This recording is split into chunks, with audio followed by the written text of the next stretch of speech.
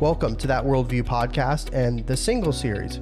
We haven't done one of these in a while, and it's about time. Today, I have my little sister, Janey, who is 19, and Rachel Stewart, who's in her early 30s. They're great. Rachel Stewart's a really great friend of our family's. She hangs out with us all the time. We do missions trips together. And obviously, Janey's just my younger sister. I'll tell you what, any guy that gets Janey, God must love him. Anyway, so it's really good to have them on the podcast. And I actually had a friend of mine say, hey, you're doing the single series, you should have some girls on the podcast. And initially my reaction was, I don't like that. But he was right. And so I was like, what better people than to have Rachel Stewart and Janey on the podcast? So it's really good to do this with you guys. And I'm glad you're here to do it. So Janey? Yeah, I'm super excited to be doing this. I've been wanting to do this for a long time. Like, once you told me to start a podcast, I was like, yep, I want to be on there. You were like, I want to be on that. Yep. So I've been waiting to do one, but I was like, I'm going to let him ask. He did. He did. That's why you're so interested in the podcast. I mean, you've got really good content anyways, so. Oh, shucks. And Rachel, it's good to have you on the podcast. Yeah, it's good to be on here. It's an honor, and especially doing it with Janey too. So I feel like it's going to be a really good conversation. Good. I was actually telling to my audience, I was telling them this is probably going to be a giggle fest between them two. Probably. Yeah. And I'll be coughing a bunch. I'm just getting over being sick. So if you hear a lot of coughing, just ignore me. Yeah, bear with the giggles and the coughing. Yeah. It will be an interesting episode. Okay, so the point of this was obviously, we've got the single series talking about being single, walking with God, pretty much all of those things intertwined. What's the roles in marriage? What's your role before marriage? All that kind of stuff. So I'll start out with, if you guys have any, thoughts that you want to start with, if one comes to mind, you can, I guess, start with that. Or if not, we'll just start going through the Bible. I'll probably like to start in Genesis and just talk about some of the things that I've learned, and that'll really pull out some of the conversation topics, I think, as well. So do you guys, I guess, to start, have anything, or do you just want to start in Genesis? Oh, we can start with Genesis. Sounds great. Yeah, dive right in. Okay, sounds good. Let's go to Genesis. So just for the audience too, I did a personal study for myself in Genesis, or starting in Genesis, but I did like a 9-month study on men, women, excuse me, maybe the differences in how we think, what the Bible says about us, being different, all that other stuff. And I really haven't been in the subject much lately, but it was, and I've actually talked to both Rachel and Janey about this topic, and we've had some really good conversations. But if you look at, we're just going to just start reading and just kind of talk about principles. And let me see here. I need to get to it. Genesis, I think it's chapter 3, the fall. So it talks about the serpent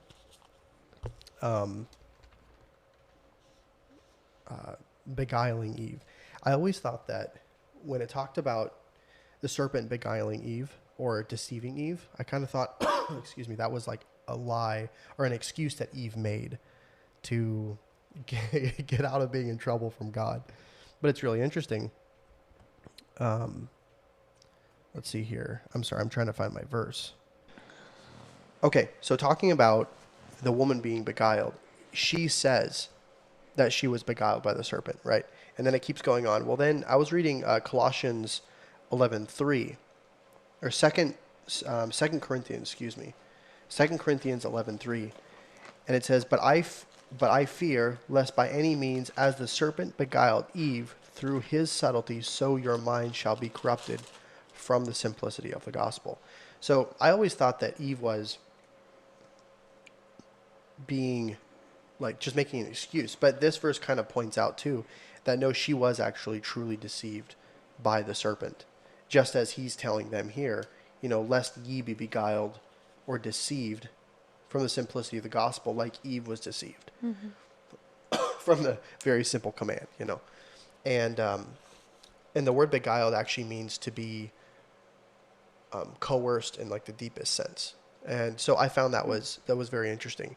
And when you're talking about men and women, one of the things I found interesting was that I think God made the husband or the man, kind of the head of the home, because of this difference. Even the differences in men and women, one's more emotional obviously than the other. They both have emotion, but one is more emotional, and is more prone to being, I guess, deceived because of those emotions. And I think that's a good thing to point out. Yeah, definitely. To some degree. What do you guys think?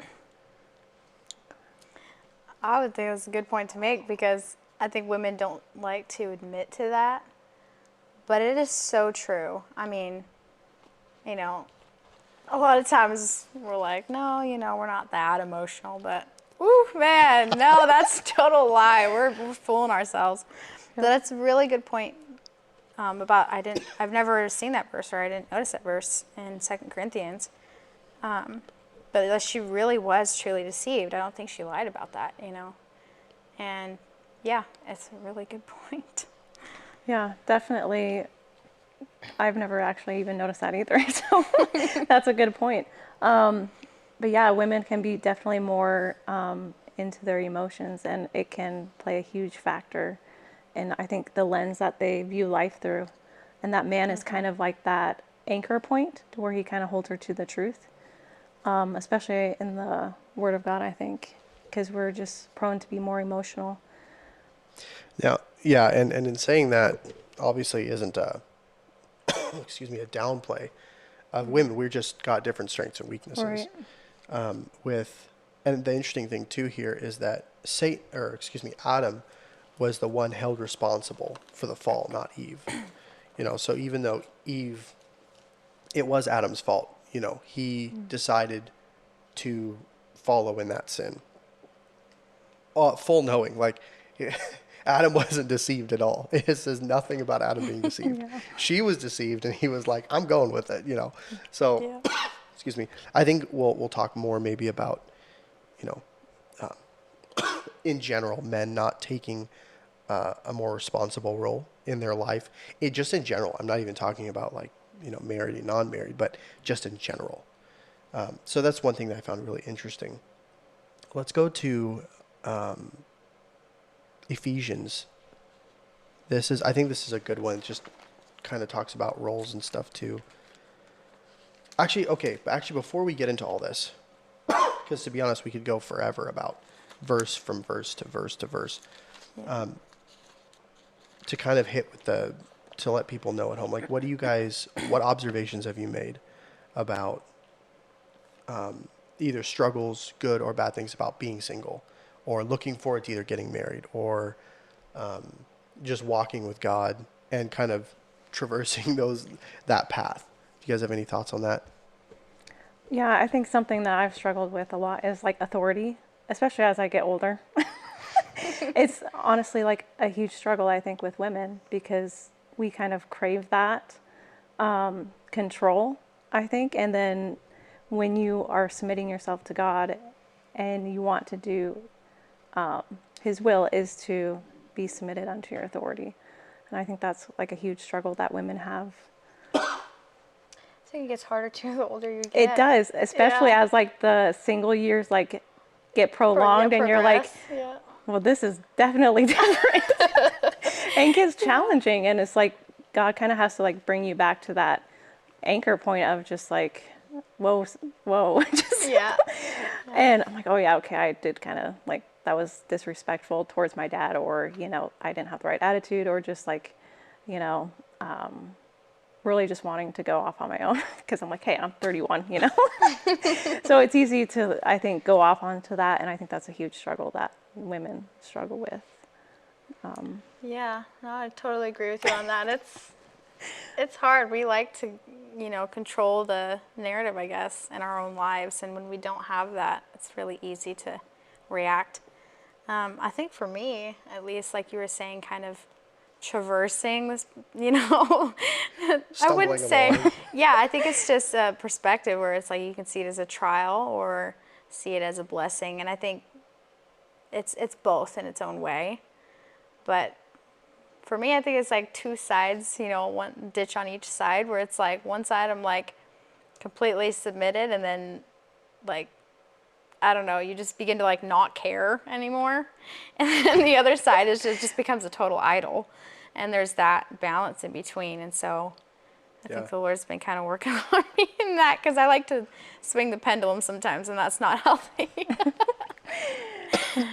So, since we're on the topic, what do you guys think of when you guys look at somebody trustworthy? Like, say you're looking at another guy, right?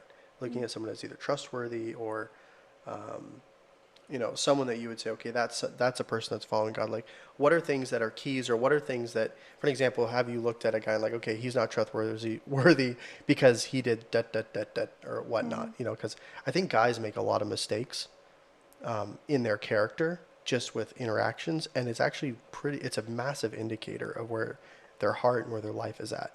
What are some of those indicators that you guys see all the time, where it's even with your brothers or with other guy friends or whatnot, where you're like, this could change, or this isn't right, or something as simple as something for me, like I just see in other guys, is if a guy is like totally infatuated about something, you can definitely tell it's kind of an idol to him. Like you'll have guys talk about nothing but hunting, or they can't let go something, and you're like, man, this guy needs to get off the bandwagon, But what are things that you look at and you're like, nope? And even women too, like what do you see? They're like, nope, that's not good, or you see it in yourself. I think something that I would notice, at least in my generation of the guys I've seen, is like, it's either they're constantly trying to give you this attention, and it really drives me nuts. Like, they're constantly like, getting your attention, whether it's through, I don't know, it could be anything. And it's kind of just like, dude, kind of mind your own business. I'll notice you, It's like just keep your head on straight and live life. And like that means that'll go a long way, I think, for young women, where it's just most guys are so like needy for attention, and they're getting it from the wrong place. And so that bothers me. I'm like, just stop. I'm really glad you said that. We're going to circle back to that. Okay. Rachel. I would say like pushiness, or Yeah. like if somebody doesn't give me space to actually like kind of process. And when I sense that guys are kind of being pushy or like nudgy, I notice that in guys. It's kind of like a red flag that comes up to me. But I think one of the cool things that guys actually give women is like that emotional safe space to just kind of be themselves with all the range of emotion, but not going over the board. I think that's something I always notice with guys is like, do they give you that emotional safe space? Yeah, man, you both are bringing up really good points. My brain's just kind of ting, ting, ting, connecting dots. So, to what you said, Rachel, something that I found is just as even having sisters is there's guys, excuse me, will act. For example, if a guy has an emotional outburst, it takes a lot to get him there usually, whether it's joy, whether it's joy or like, being really sad, sadness or anger. Well, some guys just kind of live on an angry edge, Mm-hmm. That's the most common emotion for men. But like if a guy just breaks down crying, every guy in the world would think like, dang, he's gone through a lot before he got to this point. Mm-hmm. Where a girl doesn't necessarily have to go through a lot before she just starts crying, Right. Can I define this for guys? Yeah. Like right now, to set the tone. When a girl cries, it is so needed. It is don't try and stop her, because it actually releases a happy endorphins. It literally, after we're done crying, we feel so much better. It's kind of like a reset button for us. It really is. And I know it's like when guys cry, like you said, it takes a lot for them to get to that point, and that's like a breaking point for a guy. And that's like bottom of the barrel kind of stuff for a guy, not for women. It's a common thing for women. So if you ever see a woman crying, dude, just let her cry and just be like, hey, I'm here if you need me. if you don't want me, I'll leave. Like, you know, just Yeah. give her some space and let her finish crying on her own, you know? Yeah, Don't stop and I her. think that kind of, depending on the woman, like some women do like to go off on their own, and some actually just like, I just shut up and just hug me, you know? Yeah, yeah. And I tell my brothers that all the time. I'm like, she just started crying. I'm like, just go buy her some chocolate and just give her a hug. Don't say anything. Just, that's all she wants is just, you don't have to fix anything. And I think that's what guys typically think. They have to fix something. Like, you're crying, we got to fix it. Yeah, And it's like, yeah. Like, what can we do to get you to stop crying right Exactly. chocolate and a Yeah. hug. That's all. Maybe And- coffee. But I just wanted to, sorry, continue No, what no, you're that was saying. really Because good. I was like, a lot of guys don't know that. And I know this, hopefully a lot of guys will hear that. Okay, this is bleeding wonderfully into the next conversation. But what you were saying is, I think, really important. I'm glad I don't remember her name because I don't want someone looking her up and be like, "You listen to this bozo," you know, kind of deal. But I found this about a year ago. I found this woman who was a psychologist, and she studied men and women. That's like what she did. That was her thing. Well, first she studied women, and then she started studying men. Excuse me, but. She says something really interesting. She just says something funny. She was like, women treat men as manly women, and men treat women as feminine men. And what she's saying is, we treat the opposite sex as if they're like us. That's true. We yeah. try to attract them the same way. And so, like what Janey was saying, like the modern term is like a simp, you know. Totally, yeah. And I learned this the hard way too, where like I genuinely thought if you wanted to like show a girl that you appreciated her, that you liked her, that you loved her, whatever, you would give her like you would let her make the choices, right? Like you defer to her on everything, right? Guys, that's just how guys think. And so I think a lot of guys kind of make that don't know how women think, I think. And the sad part is this is not true for most guys or all guys, but because I know some guys that they got this down pat.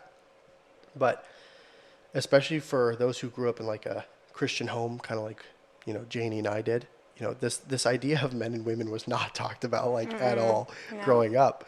So I didn't know, you know, and so Of course, you're the oldest. yeah, and I'm the oldest, which makes it the worst. But there's this, okay, I'm going to do to her what I would like done. And we do it instinctively. Like we don't try to do one way or the other way. You just do it because that's how we think, right? So for an example, you know, if I'm trying to attract, you know, or get to know someone that I really like or I'd like to get to know better, I start acting toward her the way I want her to act toward me. So, you know, deferring everything to her and letting her make the decisions and letting her, whatever you want, sweet pea, you know, or, you know, whatever. Yeah. But the girls, like you just said, it's like, go away, go do your thing. Like, Yeah, get off of yeah. me, you know, kind of deal. It's like you're make some choices, constantly- be a man. Yeah. But guys don't think that way. Guys think, oh man, you know. But if a girl vice versa, if you kind of were to, if she understood that and she came and said, hey, like I want you to pick a place to take me on a date, come pick me up and let's go. Make all the decisions, come pick me up sometime next week. Like, hypothetical, obviously. But, dude, a guy would absolutely love that. He was like, Yeah. I will plan that out to the T. I will get down to the little, you know. Nitty-gritty, yeah. Nitty-gritty. Like, I'll make all the decisions, you know. Yeah. But that's how guys think. And so they kind of try to attract with that. But what guys don't understand is when they do that, they're just being simps and girls like, ew, get away. You know? You know, it's funny. My mom gave this illustration. Now I think she heard this before she was saved. Sorry, Mom. Yeah, I mean, but it's true nonetheless. But like, it's this illustration of like, you know, if a girl walks into a bar and she's got like 9 guys that are like giving her all this attention, she's like, oh, I already got those guys. Like, I don't really care about them. But she sees this one guy that won't pay attention to her, and she's like, oh, I want him, because she automatically wants to conquer that. And that's just the fleshly drive of a woman, 100%. That's an unsaved person, you know, like that's just true. That's how God made. I think that's a part of the curse. But I wanted to go back to what you were saying about like you and like that's all you knew. That's all you knew how to love a woman or show her attention or show that you cared, right? But that was, of course, through your lens of life. This is how you wanted to be loved, and you didn't understand how to communicate that to her, you know? And women can do the same thing. We want a guy to love us a certain way, and we're like, we'll love them the same way, and they're like, what are you doing? You know, they don't, that's not how they accept love, you know? It's different. Yeah, the way I see it for a girl is when a girl's trying to be super independent, which happens a lot. Yeah. You know, so Oh, like, yeah. I'm this, I'm all that in a bag of chips, and then I've got my own money, and then, you know, all this stuff. Like, guys are like, I don't give a rip, you know? Like, Yeah. Why do you need me? Yeah, That's exactly. literally what's going through the guy's mind. Yeah. Like, you have it all. Why do you need a guy? Yes. Yeah. Sorry, Rachel. I'm enjoying this. What do you have to add to that? No, I've been reading this book, and it's talking about decoding men and women's language, and it's really true. Like, we try to show love through the way that we want to be loved. And I thought it was like really kind of an interesting thing that they said about perception. So they say like guys actually see and process differently than men and women. So you can take like a... Wait, men process differently than men and women? Oh, sorry. Sorry. Oh, no, that was good. Yeah. But women tend to see through like a filter of like pink. And so like, actually when like light hits your retina, we have like these P cells that are around like the retina. And they actually see color and texture differently than guys do. And guys actually have like M cells, and they're kind of spread throughout the eye, the retina of the eye, and they see actually moving objects. So just like the difference in like how we actually see is so different. And but yeah, we kind of see through that. We want to be loved by our own perceptions. Yeah. That's interesting. The same lady that's that psychologist, she said she had a funny line, and it works both ways. She said a lot of women are good at kissing princes and turning them into frogs. It's just There a way, you you know. And I know that sounds harsh. That might sound harsh to somebody, but it's true. You know, the guys do it too. Just rip the Band-Aid off. I was going to say it.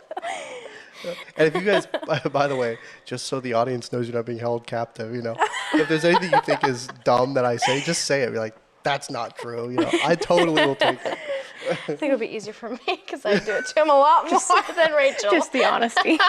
It's funny, Janey, whenever I say something that she's not like, she doesn't believe, she'll sit there and go, interesting. And I've caught it a couple times. I'm like, okay, Janey, what do you disagree with? Like, spit it out. You know?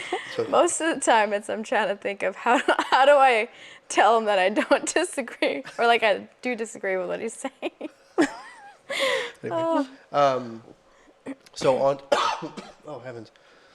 So on to, so we look at another person differently. You know, I think that's one massive thing that we have to get down. Like, just as people, you know, as she's different than I am, he's different than I am. And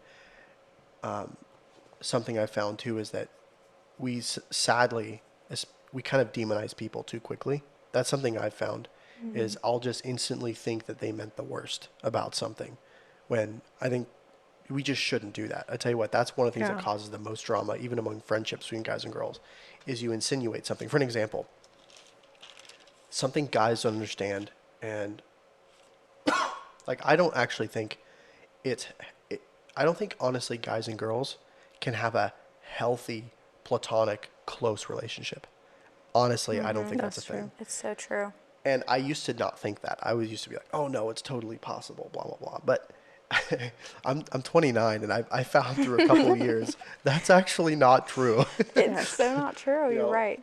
And you can have good friends. You can have friends that are girls, like Rachel, you and I are good friends. We've gone on trips together with teams and stuff like that. But like, we don't text or call or do any of that. Like, usually it's just informational. Like, hey, blah, blah, blah, or da-da-da. You know, it's not like, oh, I'm going to call you for 2 hours. You know, like, this just doesn't happen. I don't think that'd be healthy anyway. Right. That's something I see a lot actually in women, because we crave that friendship. We want to be known. And I struggle with the same thing like you said. Like, seriously, it's really hard for women to be like, why can't you just be my friend?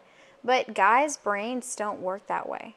Like, even with other guys, they don't just call a guy up and like talk for 2 hours. Like that's, they don't do that, you know, unless they got something to actually talk about. Guys might, but yeah, it's either because they have something that they need Yeah. very purposeful to talk about, or they're going through the ringer, you know. Yeah. But guys won't just sit there and talk about how their cheesecake was that day. You know, they don't do that. Yeah, seriously. But I really have seen that a lot. And even in my own life, I've for a long time, it took about a year before I was like, I think finally submitted to that. And I was like, all right, it's like a truth in my life. I was like, I really can't just friend guys all the time, like befriend a lot of guys, because they either take it the wrong way and then I have to say something and then I feel awkward about it. Yeah. Or it never ends up, I guess, as a healthy relationship, you know, and keeping those good boundaries that you should have with any single guy or any single woman. So. Yeah. I don't know if you have. You got anything, Rachel? No, I think that's definitely true. And also, like, for women, like, I think we kind of naturally can tend to be emotionally attached to that. So keeping that healthy balance of, you know, not sitting there talking for hours on the phone, you know, that really helps, because we tend to be like emotionally easily attached to relationships, can be So easily. So I have a question. Can girls separate the difference between having a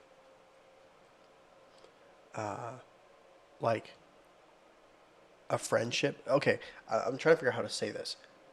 Do you think so? For an example, a woman could actually have a relationship with a guy, like a friend relationship, and you know she can talk for hours to him and spend, you know, literally tons and tons and tons of time with this guy, you know, tell him all her life's problems and all this stuff, but not have a single like romantic bone toward him. Is that a thing? Yeah, Oh, that's yeah. true. Okay, so that's something I would say 99% of men don't understand. Like we They don't- couldn't do Yeah. it. No, Yeah, most of the time and they so have. and so to build onto that, if they're not emotionally connected to the guy, right? So like if a guy starts talking to a girl, he finds himself connected to her, you know, and so he wants to take it to the next step, where she's like, no, like what the world, you know?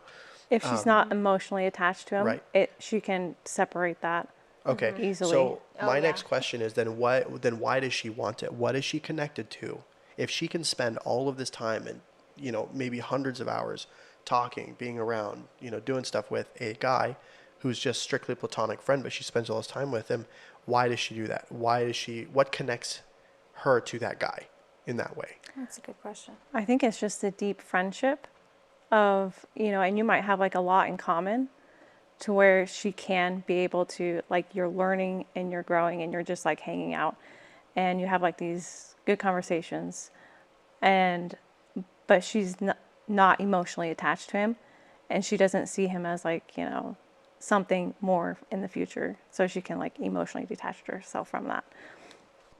So I'm going to play, I still don't know what to think about this yet entirely, but I'm just throwing these ideas around. I figured this is the best place to do it. Go ahead.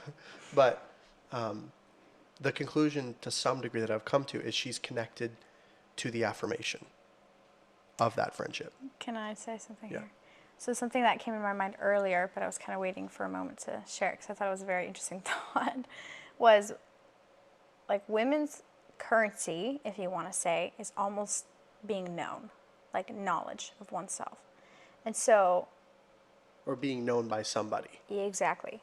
So like, and a guy, I think his currency for most guys is respect. I'd agree with that. Like, and then, I mean, we've heard messages on God's currency is truth, you know, and it's really true. Like for women to be known, and it's different for guys, I think. Like they don't, like you said, how could they have that kind of friendship and not be emotionally attached? I think it's because they're seeking this friendship because they just want to be known for who they are and not necessarily romantically attached to somebody. It's a different kind of way that they accept love. And it's very needed in a woman's life. And most of the time, if they're befriending guys or unmarried guys or whatever, they're gaining it in the wrong places. They need to find that with their walk with the Lord or with their relationship. Like, and their authority with their dad. Like, it's very So easy my- for a woman yeah. to. So my next question was, is that a bad thing? You know, because quite frankly, I've seen this, you know, break friendships apart. You know, a guy and a girl start getting close. It's happened in my own life. You know, and then all of a sudden, you know, the guy wants to take it to the next step, and it's like, jink, cuts off, and then it's just awkward, it's weird, or blah blah blah, whatever. So the conclusion I've come to is, okay, it's just not good, period, right? That it's just, those aren't good things to happen because they always end bad, you know, most of the time. I do have a friend who is like, no, I have, you know, great relationships with whoever. Now I think he's a you know, special, but even he acknowledges what I'm saying is true. You know, he's like, no, I totally get that. Like, I think that's true, you know. So even the special cases still acknowledge it as being a true thing. Anyway, but all that to say, I guess one of the things that I've been thinking about in this realm is that really what the woman wants, and the same thing is true with power. Because power and respect are connected. Respect is, I don't know how to say it. I haven't actually thought about it in a long time, in this way at least. But respect and power are closely intertwined, because if you have power, it means you have a level of either dominance or of influence, right? And what's brought with that is respect. And so men, that's why men can be very power hungry. Now, women can too, but men, that's a big thing for men. Whereas for women, it's kind of what you said, what you guys are saying, to be seen. And so these are two things that are, I'd say, weaknesses in both genders. Is there's a weakness to be seen, and there's a weakness to be to have power. Anyway, so but with that propensity to want to be seen, I think there can be havoc caused, just as men can cause havoc in their own way. Is when you kind of seek a friendship out for the sake of just being seen, you're not realizing maybe at times what it's doing to the other person. Exactly, yeah. And you just continue on, because to be honest, I do know, I know women, and this is, I think pretty much everyone knows someone like this, where, and specifically girls, where they just go from one best friend to another best friend or whatever, or like group of guys, and then guys are like, you know, brokenhearted all over the place, and it was because she just spent tons of just, you know, poured all this attention into these guys, then they totally poured back, and then she, as soon as they tried to go to the next step, she just like cut them off. And it was like, what in the world? You know, the guy just doesn't understand, because he doesn't understand that mindset, you know. But women do this, and quite frankly, I look at it, it's almost like, well, you know, I got what I could out of him. They don't think about this way, but it's what they're doing.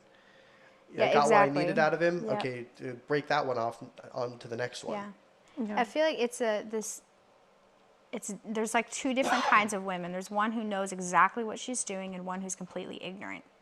And I know a lot of women would be like, oh no, they're not ignorant of it, but I'm serious. I've met girls that had no idea. I've been one of those girls that had no idea. But like, we don't understand how guys think. And so when we invest in those relationships, we don't understand what we're doing to that guy's heart. Because to him, it's like you're investing into him, you're sharing these things with him, and he feels like, wow, she's really pouring into me in this sense. She feels like she can trust me, and he likes that attention, and so he's like, I think we should move forward with this. And to him, in his brain, he's thinking like relationship, you know? And she's just like, no, I just want to share like a friend would, you know? And that's kind of, and then there's a girl who plays that situation, and she knows how to play it, and that's a woman you want to stay away from. Like, seriously, she will break your heart on purpose. Like, that is just really wicked. But there are women that do that a lot. And so I think the proverb talks a lot about her. Go read Proverbs. Well, actually, I want to actually go through Proverbs 31 and just kind of talk about it and go through it. Anyway, Rachel? No, I think you really can't have that close relationship with guys knowing guys are like that. Yeah. And you have to be like very careful with that.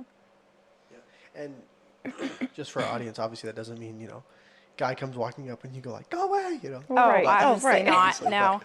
There's healthy like relationships, and I guess that would be like a good question to ask. Like, how do you have like healthy? To that, yeah. What does that look like? How do you build like healthy guy-girl relationships?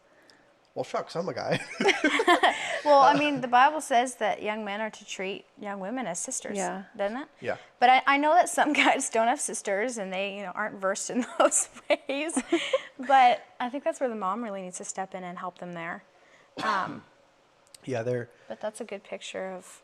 I would say like for most guys, if they, because we can be friends with someone but not necessarily be attracted or interested in a relationship, right? And the way a guy handles it is if a guy is just not interested or he's doing something else or he's not really focused on relationships or anything, he'll just, he'll keep his head down and he'll keep trudging. He's very obviously, polite or whatever. Like, I'll meet people all the time. I'll meet, ladies or women all the time that are single and, you're polite, but like I don't go out of my way to like spend time with them or to get their phone number to hang out with them. I might do that for a guy like, hey, this guy's really interesting. He's got some good things to say. I want to work with this guy more or whatever. And so we'll connect with that guy and like, hey, let me get your number, blah, blah, blah. But obviously it's just, for, friendships and all that. But for women, my view is unless you're like actually interested in a person, like unless it's necessary, don't have communication. Not because communication is inherently bad, but because of what that communication brings. Excuse me. So that's kind of how I would, see it. And I would say, obviously I've told Janey this and all my sisters. If a guy, okay, I'm just, since we're here, if there's any young ladies listening to this podcast, and there's a guy that's texting you and you can't stand it, but you keep texting him back, block the idiot. Like, come on, Do it. Because Janey, it's happened I've once or twice. experienced that. Where Janey's like, oh, this guy, he's irritating, he keeps texting me.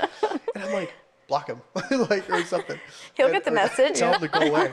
And yeah, but that's so mean. I'm like, guys need that. Sometimes they need a good. when we're infatuated with a person, we need sometimes a little bit larger brick to tell us go away, Right. Yeah. Of course, we're too emotional. We're like, no, that'll really hurt his feelings. Yeah, it's like hurt his feelings, Yeah. Yep.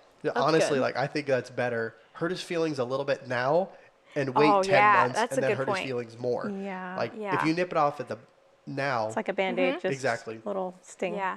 do it now, and it's fine. Like he'll get over it. Sheesh, I'm so grateful that Dad taught me that. Like, seriously. Just tell him no now, because it's going to be way harder later. Like, seriously. For him, at least, it might be easier. It might be fine for you, but Yeah, for him, it's for harder. him. He's like, what the heck? You've been And texting me for 10 months, and now you say you don't like me? Yeah, and that's kind of really selfish, because we didn't want to be put in that uncomfortable position, but Yeah. So anyway, that was free. just say no. No, I think. So what would you? I guess we're on the topic. What would you do? What would you want to see in some? Heavens, there's so many ways you could go with this. I know. By the way, do you guys have anything you want to say? Like anything you thought of that you're like, I want to talk about that. No, I think. Okay. Yeah, I'm good. On to the next topic. Something that I was thinking about was, I think it's good for guys, and it's okay, I think, for a single person, if you want to get married, it's fine to want that. And it's fine to keep your radar up.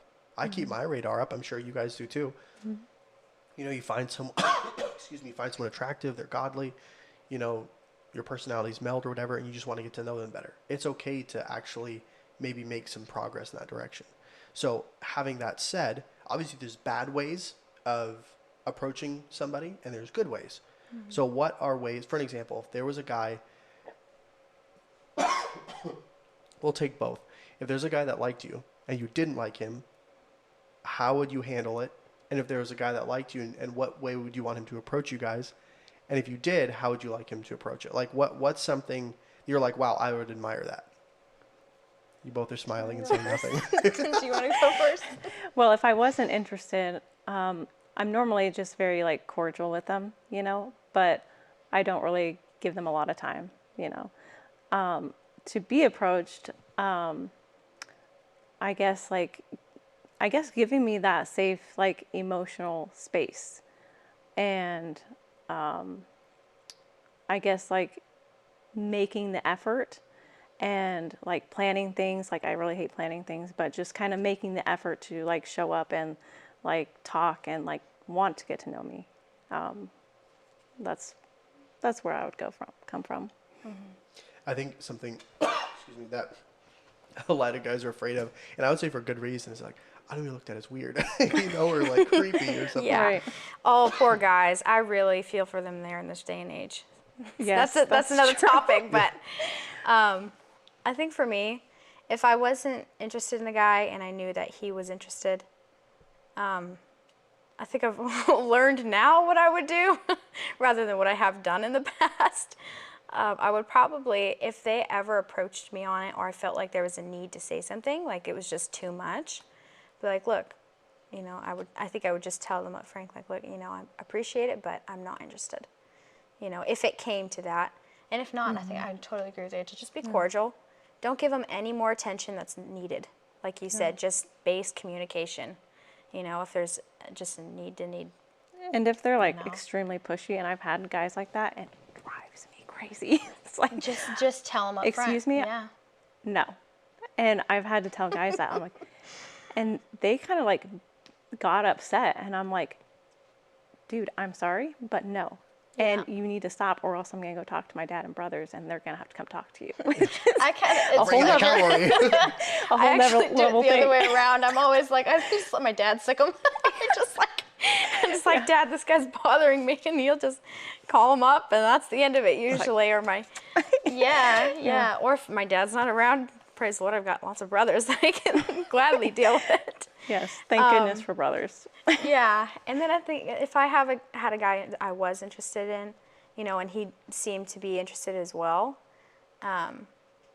If he I would approached just- you, like, Yeah, if he approached me and was or like, hey, what good signs are you looking for if he did approach you? Like, hey, he's acting this way, he's. I would really appreciate it if a guy was just straight up and honest and just kind of was a man about it. And It's like, the hey, honesty. like, I like you, and like, I'm just interested. I want to get to know you. I want to just pursue a relationship here. Whether it's a friendship first, that's totally fine. Like, I would really prefer just getting to know basis first. And that is like literally so nice for women because it sets the bound of, okay, these are his intentions. This is what he wants. And now I know how to react. I could either, if I'm not interested, be like, thank you, I appreciate it, but I'm not interested. Then it'll completely shut it down. And if I was pick me up at 8 interested, for coffee. yeah, if I was interested, I'd be like, hey, look, talk to my dad. And if you kind of check the boxes with we believe the same thing or whatever, that's important to me at least. Then yeah, I'm totally down. Like, let's talk some more. Let's, pursue this as a friendship first.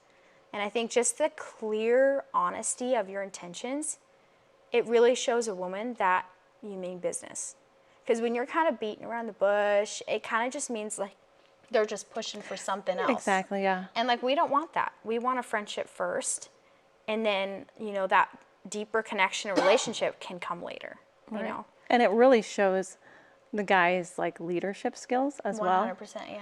which is like, you just can't help like admire that in guys, like just coming up front and being honest. It's like, Guys, yeah. it is very attractive when Very you take attractive. It's just like, responsibility. "Ah." Seriously. Because then we feel cared for. We're like, does. He's got it. I don't have to do anything. I could just go home and cook. And it actually really goes back to like that. You kind of just make us feel like we can be women. yeah. And yep. you allow this, I keep saying emotional space because it's really amazing when when a guy gives that to a girl to be like, he can take leadership and she can be like, there's like this emotion of just feeling It's like security. it's Yeah. security, but it's like, wow, I can actually really follow this guy. And it's like so huge for women. And I didn't actually realize that until like in my later 20s where I was like, oh wow, like that's really powerful.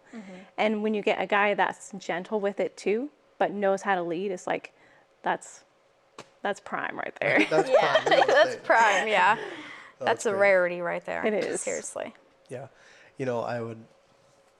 Just, living my life, I found that guys are timid or beat around the bush or just flirt for two reasons. They're scared, or they're scared, they're immature, or both. And when I mean immature, I don't mean like they just, they don't have a walk with God, or it's very loose, or they don't, and I guess this might flow into the next part is speaking about guys, is I think a man should have a purpose before he finds a wife. That's very true. Yeah. In Genesis, I think it's chapter 2, what did God give him before he gave him a wife? He gave him a job.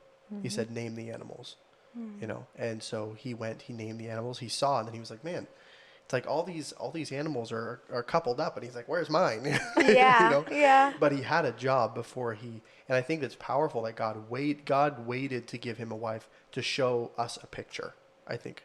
And I think he also let him realize he needed someone else. yeah, that makes no, I sense. totally agree. Yeah, but there's also like that aspect of him experiencing his relationship with God before he First. actually Yeah. brought the wife, and having that deep walk with God and that fellowship. And that's huge. That's a good point. Because, you know, like when I was like in my early 20s, I had like a list of like what I wanted in a guy. And the first thing that was on the list was he's got to be a Christian. And then as my later 20s hit, my early 30s, like God was like, really, you just want a Christian? And I'm like, oh, that's okay. That's kind of profound, because I don't want just a Christian. I want a guy that has a deep walk with God. And if he can't fulfill the first thing on the list, he can't do the second thing, which is like, I call it, if God called this guy to the gates of hell, would he follow him? Would he That's go good. I've never wherever heard of God that. calls him? And that's obedience. But he can't have the obedience part unless he has like that deep personal relationship with God. So like I was like, wow, that's really deep. I'm like, okay, well, this is switching on my list. And That's good, that yeah. list got really like small after that, because it really doesn't matter. Like, you know, there are things like you kind of prefer, but those are like the top. Ultimately, yeah. Because I know if that guy can follow God and he'll go where God leads him, I can follow that. And it's easy. Yeah, I think, you see these little videos on, you know, Instagram or whatnot. And, you know, it's got these girls with these massive lists of everything their guy has to Oh be. my word! I was one of Dump it.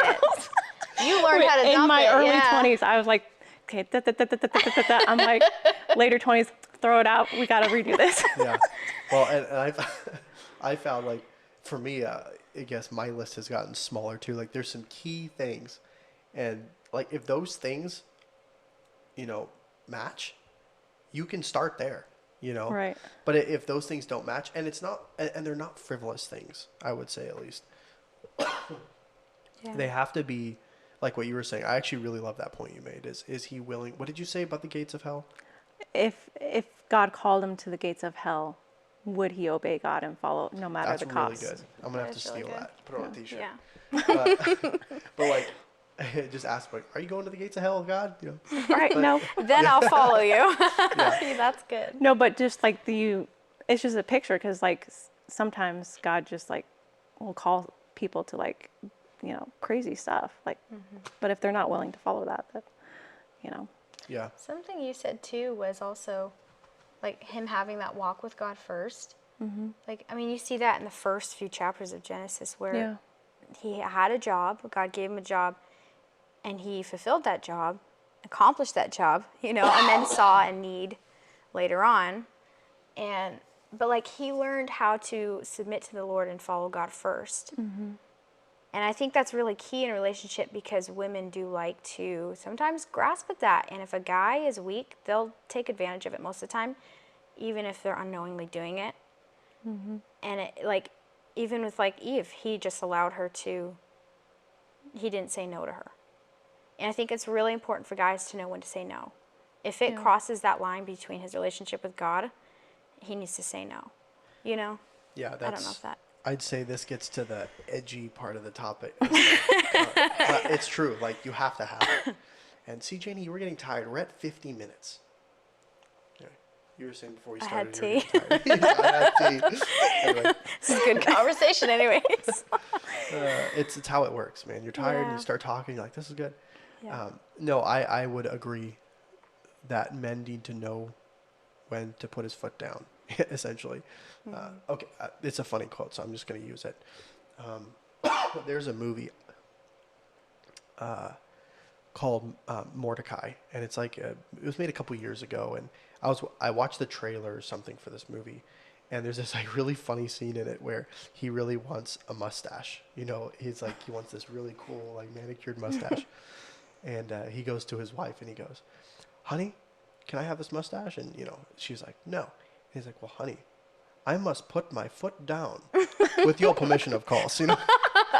And like, it was so funny, but it was terrible. It's sad sometimes It is. to Because- see. Yeah. You know, man, I don't know how to say this, but God made men to lead the home. You can dice it however you want, but that's how God made it. They're not my rules or God's rules. And secondly, we found in Scripture, honestly, that if you go against that, you're heading for some problems. Now, that doesn't. I'm going to make a couple analogies here, biblical principles that happened. I'm blanking the name of one, but you have women in the Bible who gave bad advice and men followed it. You've got Eve. Yikes, that was a bad one, right? You have Sarah and Abraham or Abram. Abraham. And, what was her name? I'm blanking her name. Sarai and the servant. Yeah, I don't know why. Hagar? Hagar. There you goes. I'm blanking the names. So you've got Hagar, right? That didn't turn out too well for Abraham, right? Or his grandchildren and great Yeah, or his grandchildren. it didn't turn out well for a generation. So you've got stuff like that in the Bible. But you do have, what was that? It was the lady that was says she was married to the men of Belial, and she came and actually gave David. Abigail. Abigail, that's it. Yeah. Abigail, she was actually good, right? So I'm trying to put a balance here. She It knew doesn't how mean- to appease a man, if that makes sense. Yeah, And it's, right. you know, She was like, through here, words. peace, Daniel. You know? Yeah. But I'm trying to make a balance here. But really, if a man isn't following God first, and a wife gives a suggestion before, and he just goes with that and doesn't seek the counsel of God, I tell you what, I'm not even married yet. I know that's a bad move. Okay, I think there's scripture on that. Yeah. And I think that's why it's so important for a man to learn to follow God now, before. Yeah. Yeah. You know, and that women, you should not, if you want the Lord, don't be dating or marrying a man who doesn't have a walk with God. It's not a good idea. Right. Yeah, don't settle. No, but it's true. Even if the woman might be right, because there are moments when, yeah, we might be right in this moment, but we have to understand that even though we're right, we might be doing it in the wrong attitude. Yeah. Like, seriously, just because you're right doesn't mean you're right all the, like that concept of Yeah.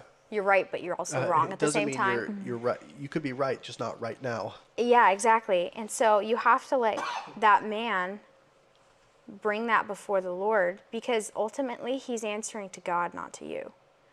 And we have to respect that boundary and push him towards the Lord. And that's something that I'm very grateful that I learned at my age with my sister-in-law, Melissa. She was on, with Daniel in a previous podcast. But it was like so helpful that she really, like, I've watched her in her relationship with Daniel do that. And I really respect her for that, because she's given him the space. She'll say something, but ultimately, Daniel, go to the Lord, kind of figure that out, Yeah, actually, I need to say something about this. So, just to give some of the hearers context, Daniel, obviously, is my brother. He's married to Melissa, and she is 10 years older than him. Yep. And so, I'm just being honest, and she wouldn't care if I said this, but we were afraid at the beginning, yeah, she's going to railroad. Like, she's She's got a lot of life on him. She's got a lot of life. But they're absolutely an amazing couple. And yeah, that's one of the things that Liz has really done is she'll give her 2 cents, and then she's like, because ultimately he's responsible before God about how the family turns out, about the choices they make. And hey, I'm just going to talk to guys for a second. If you're a dirtbag, you deserve everything you get. But at the same time, women, and I know, I'm pretty sure you two would agree, that you need to let him make that decision. So you need to let him make that decision if you're in a relationship or if you're married to somebody, because he's the one that's going to answer, not you. 1, 2, if a guy can't make good decisions without you, what makes you think that, oh, you're going to just, marry this guy and all of a sudden he's going to make great decisions in all this? And there is a term I've heard flying around, like, oh, I'll fix him. That's a bad way to go. I don't care who you are. You never want to get into a relationship with the mentality that you're going to fix them. Never works. Yeah. Ends badly every time. Yep. Yeah. Anyway, do you guys have any other stuff yeah, you I think have about? one thing, like going back to ultimately letting him make the decision. I think it's important for women to like have like their prayer closet of backing him up in prayer. Yeah, that's good. And our church was reading The Power of a Praying Wife. And ladies meeting. yeah, and how much like that totally affects the man. And I kind of took it being single and I just kind of applied it as like my family. And the fruit that I saw of that was so incredible. And they made a really good point. It's not who's willing to change or who needs to change, it's who's willing to change. And as I started to like pray through that book, like with my family in mind, God was actually changing me. Oh man, that's And good. that's like the thing that we miss. We think, oh, we got to fix him. God, just do something with this guy, show him. Yeah. But really, actually, God is really working on you and you have to like release that person to God. And I think that's important for women to understand that. And if they can learn that as single women, that's going to be That's like huge. huge Yeah. in their marriage. So, Yeah. There's a lot of ways that young single women can prepare with like just their family in mind, if that makes sense. So like, yeah, becoming a prayer warrior, like that's something I've always struggled with because prayer is very humbling. I mean, it's going to God with a need and admitting that you are in need and you're weak and you need him. And it's a really humbling thing. And I think learning that as a single woman is huge because not only do you have more on your plate, but you're constantly having to sacrifice in when you're married. And so, yeah, learning that now is like, man, it's huge. so important. And praise the Lord that we have older women. I'm so glad we went through that book. That was really Yeah, that was helpful. huge. That was really helpful. So, Yeah. I was looking for a verse and I couldn't find the one I was looking for. I wanted to say something that we mentioned. you said you were going to go to Proverbs 31. Yeah. Well, I was actually going to go there after this little conversation. Okay, I guess walk right into that. Oh, okay. But there's a verse where it talks about the husband in Proverbs 31. He has no worries for his wife. Like he knows that she is stable emotionally, mentally, like because she has that stability in the Lord ultimately. And he has no need to worry about her. Like of course he's still going to care for her and do all these things, but like he doesn't have to like stress about constantly pleasing her and different things. And now there's a place for knowing her, but that's a different topic. But like I need to find that verse in Proverbs. It's so good. Yeah, well, while you're looking for that, there's a couple verses here. I'm just going to mention this because this works in and outside of marriage, but I think one of the bad tendencies that I've seen that women have is that they think fixing a man, quote unquote, right, or a husband or a boyfriend or whatever you want to call it, right, someone you're interested in, fixing them or acknowledging stuff about them that they should fix, it just comes by like telling them, like just harp on them. If you harp on it enough, they'll change. It's like, I'm sorry, like I think a man should be godly enough to see his weaknesses and admit to them and work on them, but that is not the way that you do it for women. Is you don't just like harp. There's two verses, I believe they're both in Proverbs, that talk about a brawling wife, The continual dripping. Yeah, it's like continuing. yeah. Or it's better. What is it? Better to dwell In the housetop than than with a brawling contentious woman woman or contentious, something, right? Yeah, we tend to speak when it is not a good time Yes, to we do say have that something. tendency. Hold your tongue. I'll read this verse. It's 1 Peter 3:1. It says, "Likewise, ye wives, be in subjection to your own husbands, that if any obey not the word, they also may without the word be won by the conversation of the wives." In this verse, from its context, from what I can tell, what it's saying is if you have an unsaved husband, it says, or maybe someone that's just backslidden, it says, be in subjection to your husbands, telling the woman that, and it says that if any obey not the word. So many is saying if you have a husband, or even this would also work actually probably with a son or anybody. If you have someone that's not obeying the word, it says they also may without the word. So they're not actually word by you telling them, by you over there rattling your finger at them, even if they are wrong. It says that they may be won by the conversation of the wives. The conversation in the context. So in English it says conversation, but if you look at the Greek, it means lifestyle. The root definition of this word is lifestyle. And then the next verse says, while they behold your chaste conversation, so your chaste lifestyle, coupled with fear, whose adorning, let it not be the outward adorning of plaiting of hair or wearing of gold or putting on apparel.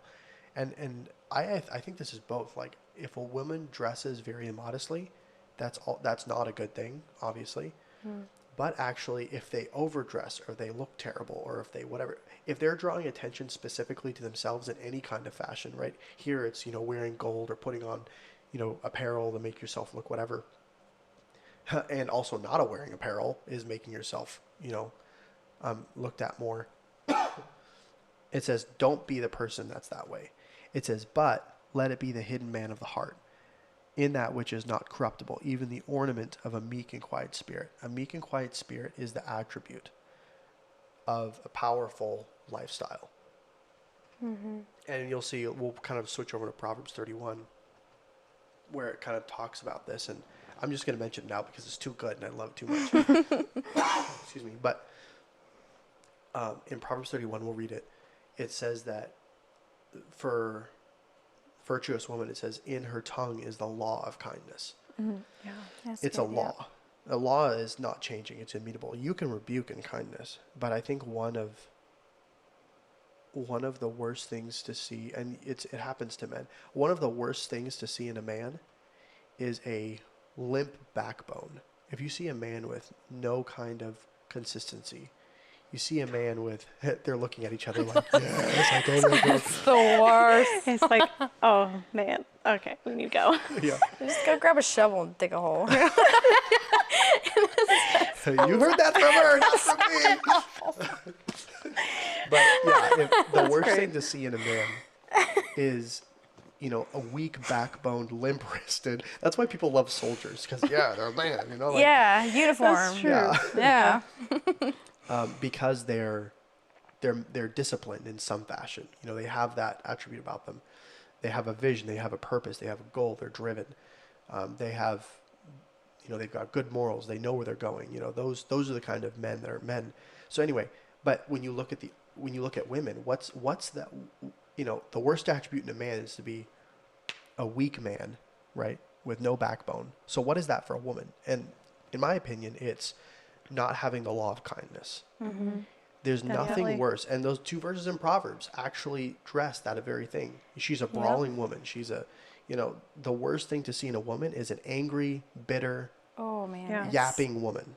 I'm just going to say it the way it is, but It's such a turnoff even for other women. Oh, yeah. Seriously, we're like, no. Stay away from that lady. Yeah. It's toxic. do you inherently feel bad for the husbands? Oh, Yeah. absolutely. You feel bad, and I think especially women that know that like he's in that relationship, it's like we just want to take care of you. Like we're sorry. come here. Like We'll take yeah. Like I think that's the nurturing side of women. When we see that, we're like, that poor guy is going through the ringer. Yep. But he chose that. Yes, that is true. He chose that. He made his bed. He made his bed ultimately. So Anyway, but to that verse, it says, in her tongue is the law of kindness.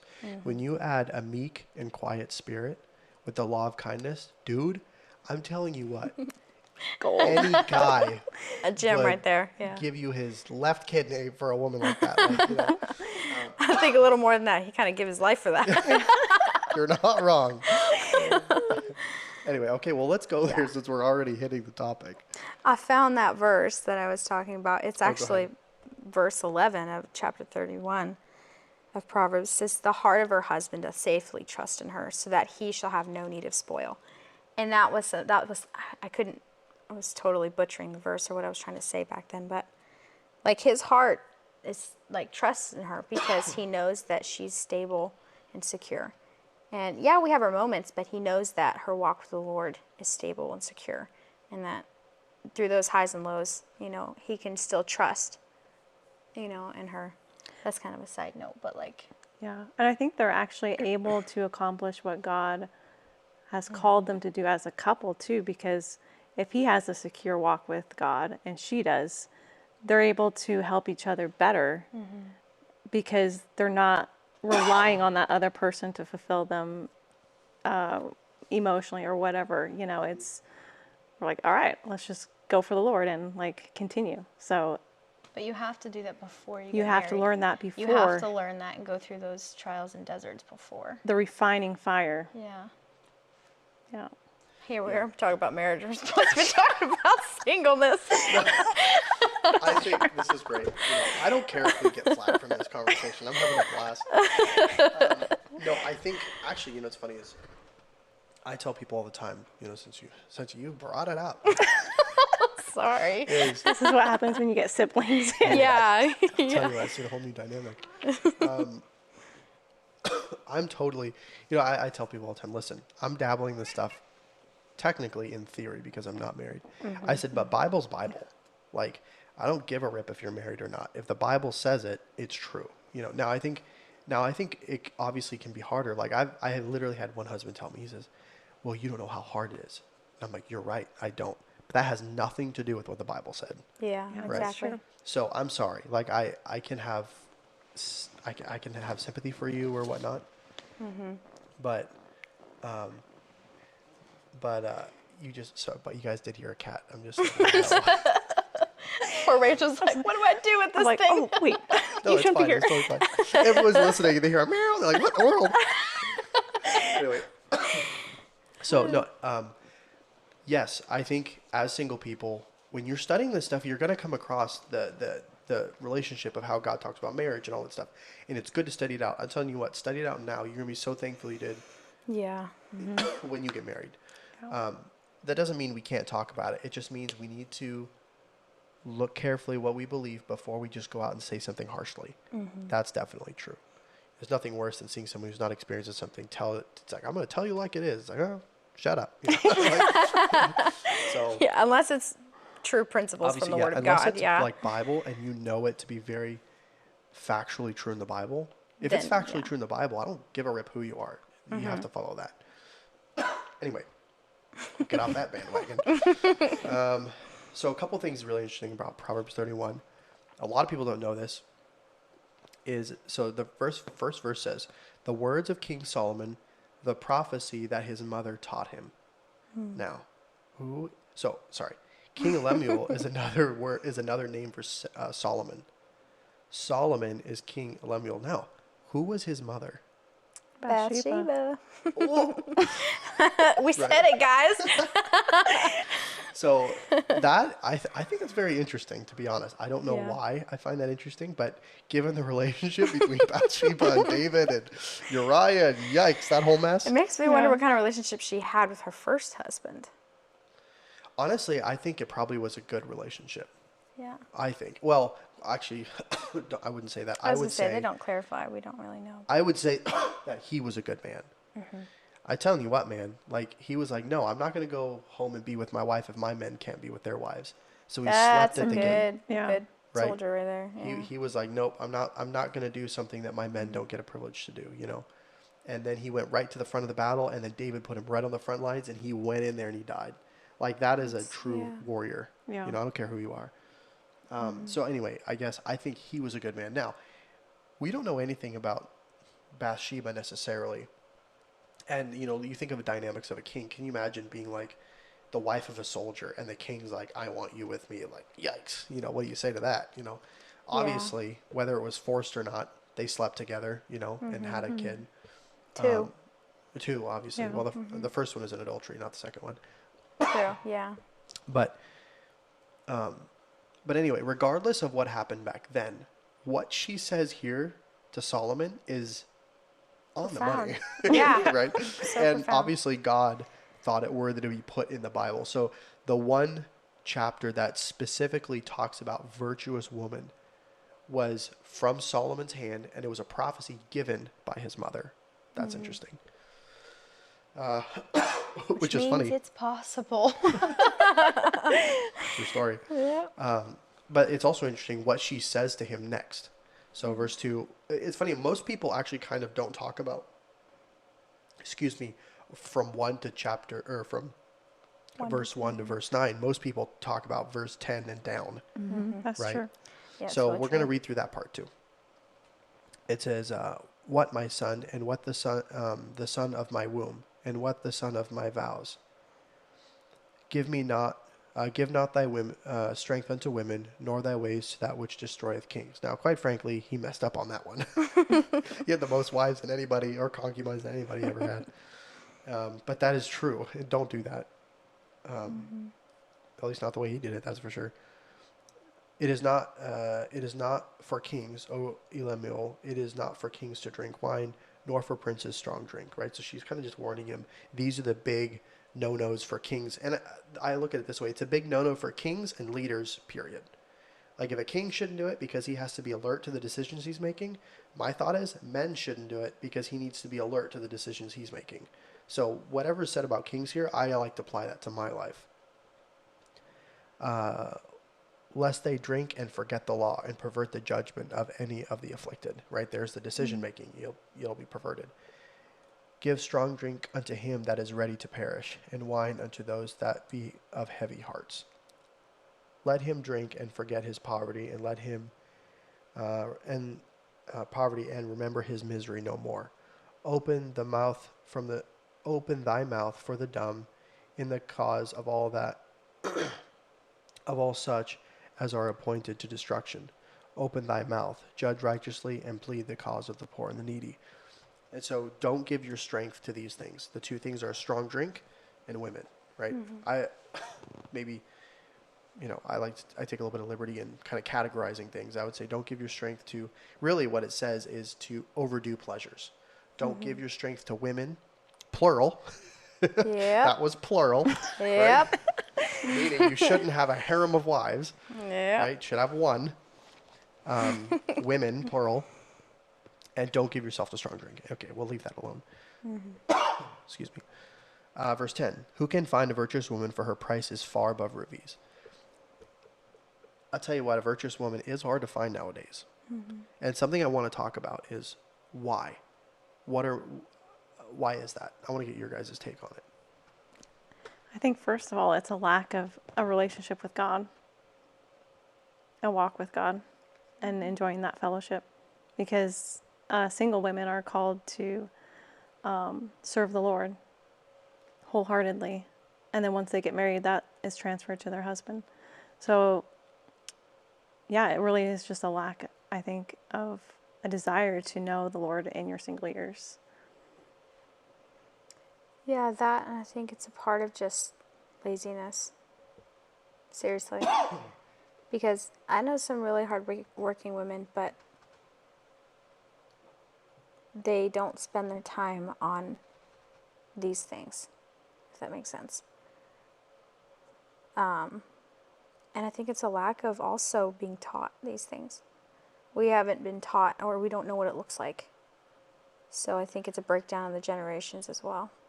I actually totally agree with you. A lot of the side effects that we have from women and men are from a lack of training. The Bible talks about old women teaching young women and old men teaching young men. And we've missed that. Even in churches, I was talking to a pastor the other day, and we were talking about how we've separated to where everyone is taught by their peers. We separate the young from the old in church. You have the teen group and you got the older people's church. You have the retirement groups and you have the young people groups. Like, why do we separate them? Well, I know why we do it, but does that make it right or wise? Not at all. Some of my fondest memories, it's funny is actually, we went to a church in California years ago. I mean, heavens, this is like 10 or more years ago. It was 8, 9 years ago.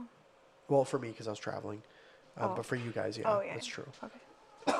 But some of my best memories, you kind of always think, my best memories of me as a kid is being with my friends and playing and, blah, blah, blah. And that's true. You've got some good memories. But actually, most of my fond memories as a teenager when it comes to church is working with the old men that just took me under their wing. There's a guy, his name is Brother Short, and we still talk about it to this day. Oh yeah. I actually just saw him. It was good to see him. But he was like my first boss. And he's got so dry. His humor's so dry. If he likes you, he will roast you. That's how he is. He'll make fun So of you. that's where you got it from. Exactly. If I like you, I'll make fun of you. Just remember that. But yeah, but like some of my fondest memories of being in that church was working with him. He made me work. Like he worked me. But like he was just, I just loved being with him. He taught me things. He was patient with me. Yeah. We just had a blast, man, and he just taught me. And those are some of my fondest memories. Really, my fondest memories aren't with playing Halo with my buddies, and like I don't. Yeah, it was fun at the time, but I don't remember those things. What I remember is the older men who just took time to have me on a job and teach me stuff and take me out to lunch because I was broke. Yeah. I'm still broke, but no, You're just like- you're a broquet now. It's a little fancier. Oh my goodness. But like they're just willing to pour into me, and I think young men really appreciate that. And we don't do that anymore, sadly. Yeah, we don't. Like anyway, I'm gonna leave that one alone. But anyway, back to your point. I think that's true with young ladies. I also think something to you what you said. Busyness doesn't mean good. Yep, exactly. Bad busyness is just as bad as idleness. I don't think a woman should be idle. Actually, That's later really on in this dangerous. passage, Yeah. it says that she eats not the bread of idleness. We'll talk about that more. I think that's really good. But anyway, so let's keep reading. The heart of her husband does safely trust in her, so that she shall have no need of spoil. To be perfectly honest, I don't know if I know all the nuances of that passage. But he shall have no need of spoil right, for the husband's sake. Yeah. So, like what you were saying, that's definitely true about that passage. There's a couple of things I feel like I haven't fully got out of that passage, but that'll come. Verse 12: she will do him good and not evil all the days of her life. I'm telling you what. In today's day and age, honestly, I thought that was more. Would hope that was more true than it is. It's hard to talk about, but it's like. I just saw a video the other day of some woman just totally online, full view of everyone, just totally backstabbing her husband. And she even said he was a hard worker, he's a good guy, but I hate him. And it was like, holy cow, it was just horrible to watch. There is a massive movement of like men that we don't see that are so abused by women. That's very true. Like, because we're so entitled and so privileged to say, and we act the victim. But it just completely tears a man down. Yeah. Like, totally. And that's, this verse kind of explains, like, a good woman, a godly woman, she'll do good for him. She has him in view of, like, his life. How can I help him? How can I strengthen? Because ultimately, if he's doing well, I'm doing well, Yeah. in a lot of ways. Yeah, I do think that feminism has crippled us. It's crippled the church. Yeah.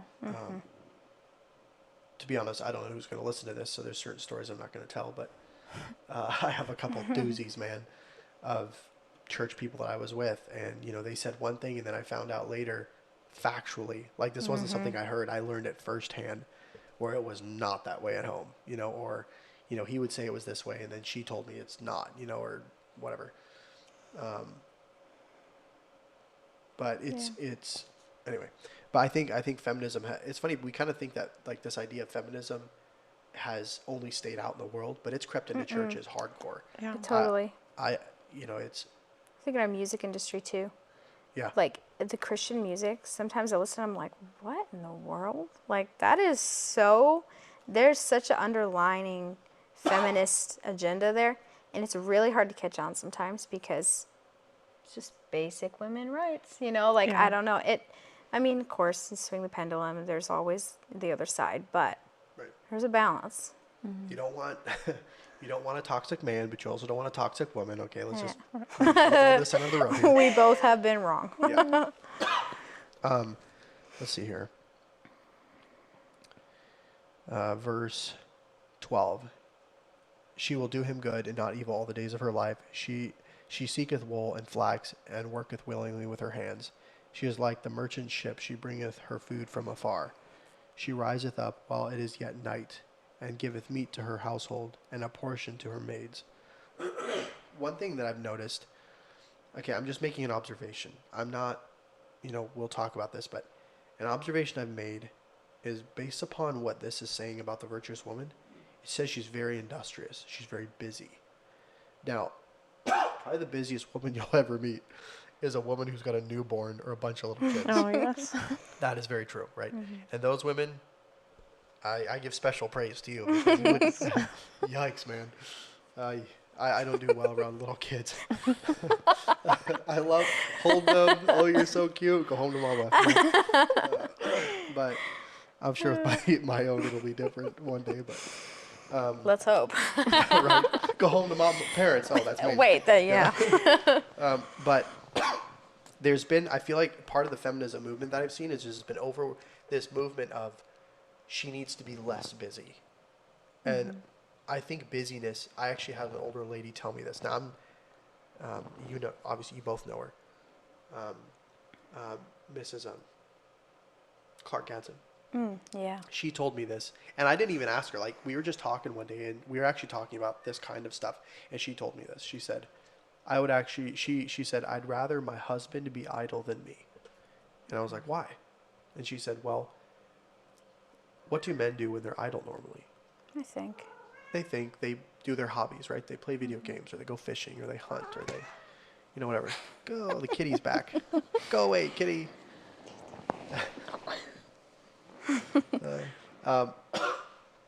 But men just do stuff, right? They just do their hobbies. They do what they like, right? I mean, if you're a man of Belial, right? You go drink, you do stupid stuff, right? But we just do what we like, plain and simple.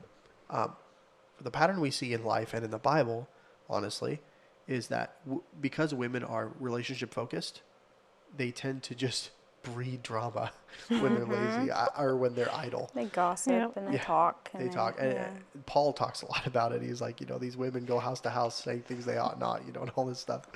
And it's, I wish you guys could see what, it's funny you do video podcasts. They're doing so many faces and like hand motions. And I can't translate that to you guys. Oh man, gossip just needs a good whooping. Yep, that's right. Put it that way, seriously. It's horrible. But Yeah. and anyway, so she told me, she said, because women are friendship driven and not necessarily, men are obviously, we're both very, very personal relationship creatures, men and women, that's true. But men have a slight overtone of goal orientation, and women have a slight overtone of relationship orientation. So if a man's doing his thing, good. he will generally move toward doing something that he enjoys. A woman will move toward talking or being around someone they enjoy. And men do that too, but usually men, like women will both go to a coffee shop, two girlfriends will go stare into each other's eyes for, half an hour, 3 hours, talking about whatever. And it could be like nothing. It should be like everything they did that week, Men don't do that. I can't think of one instance where I just sat down with a buddy and we talked 3 hours about what we did that week necessarily.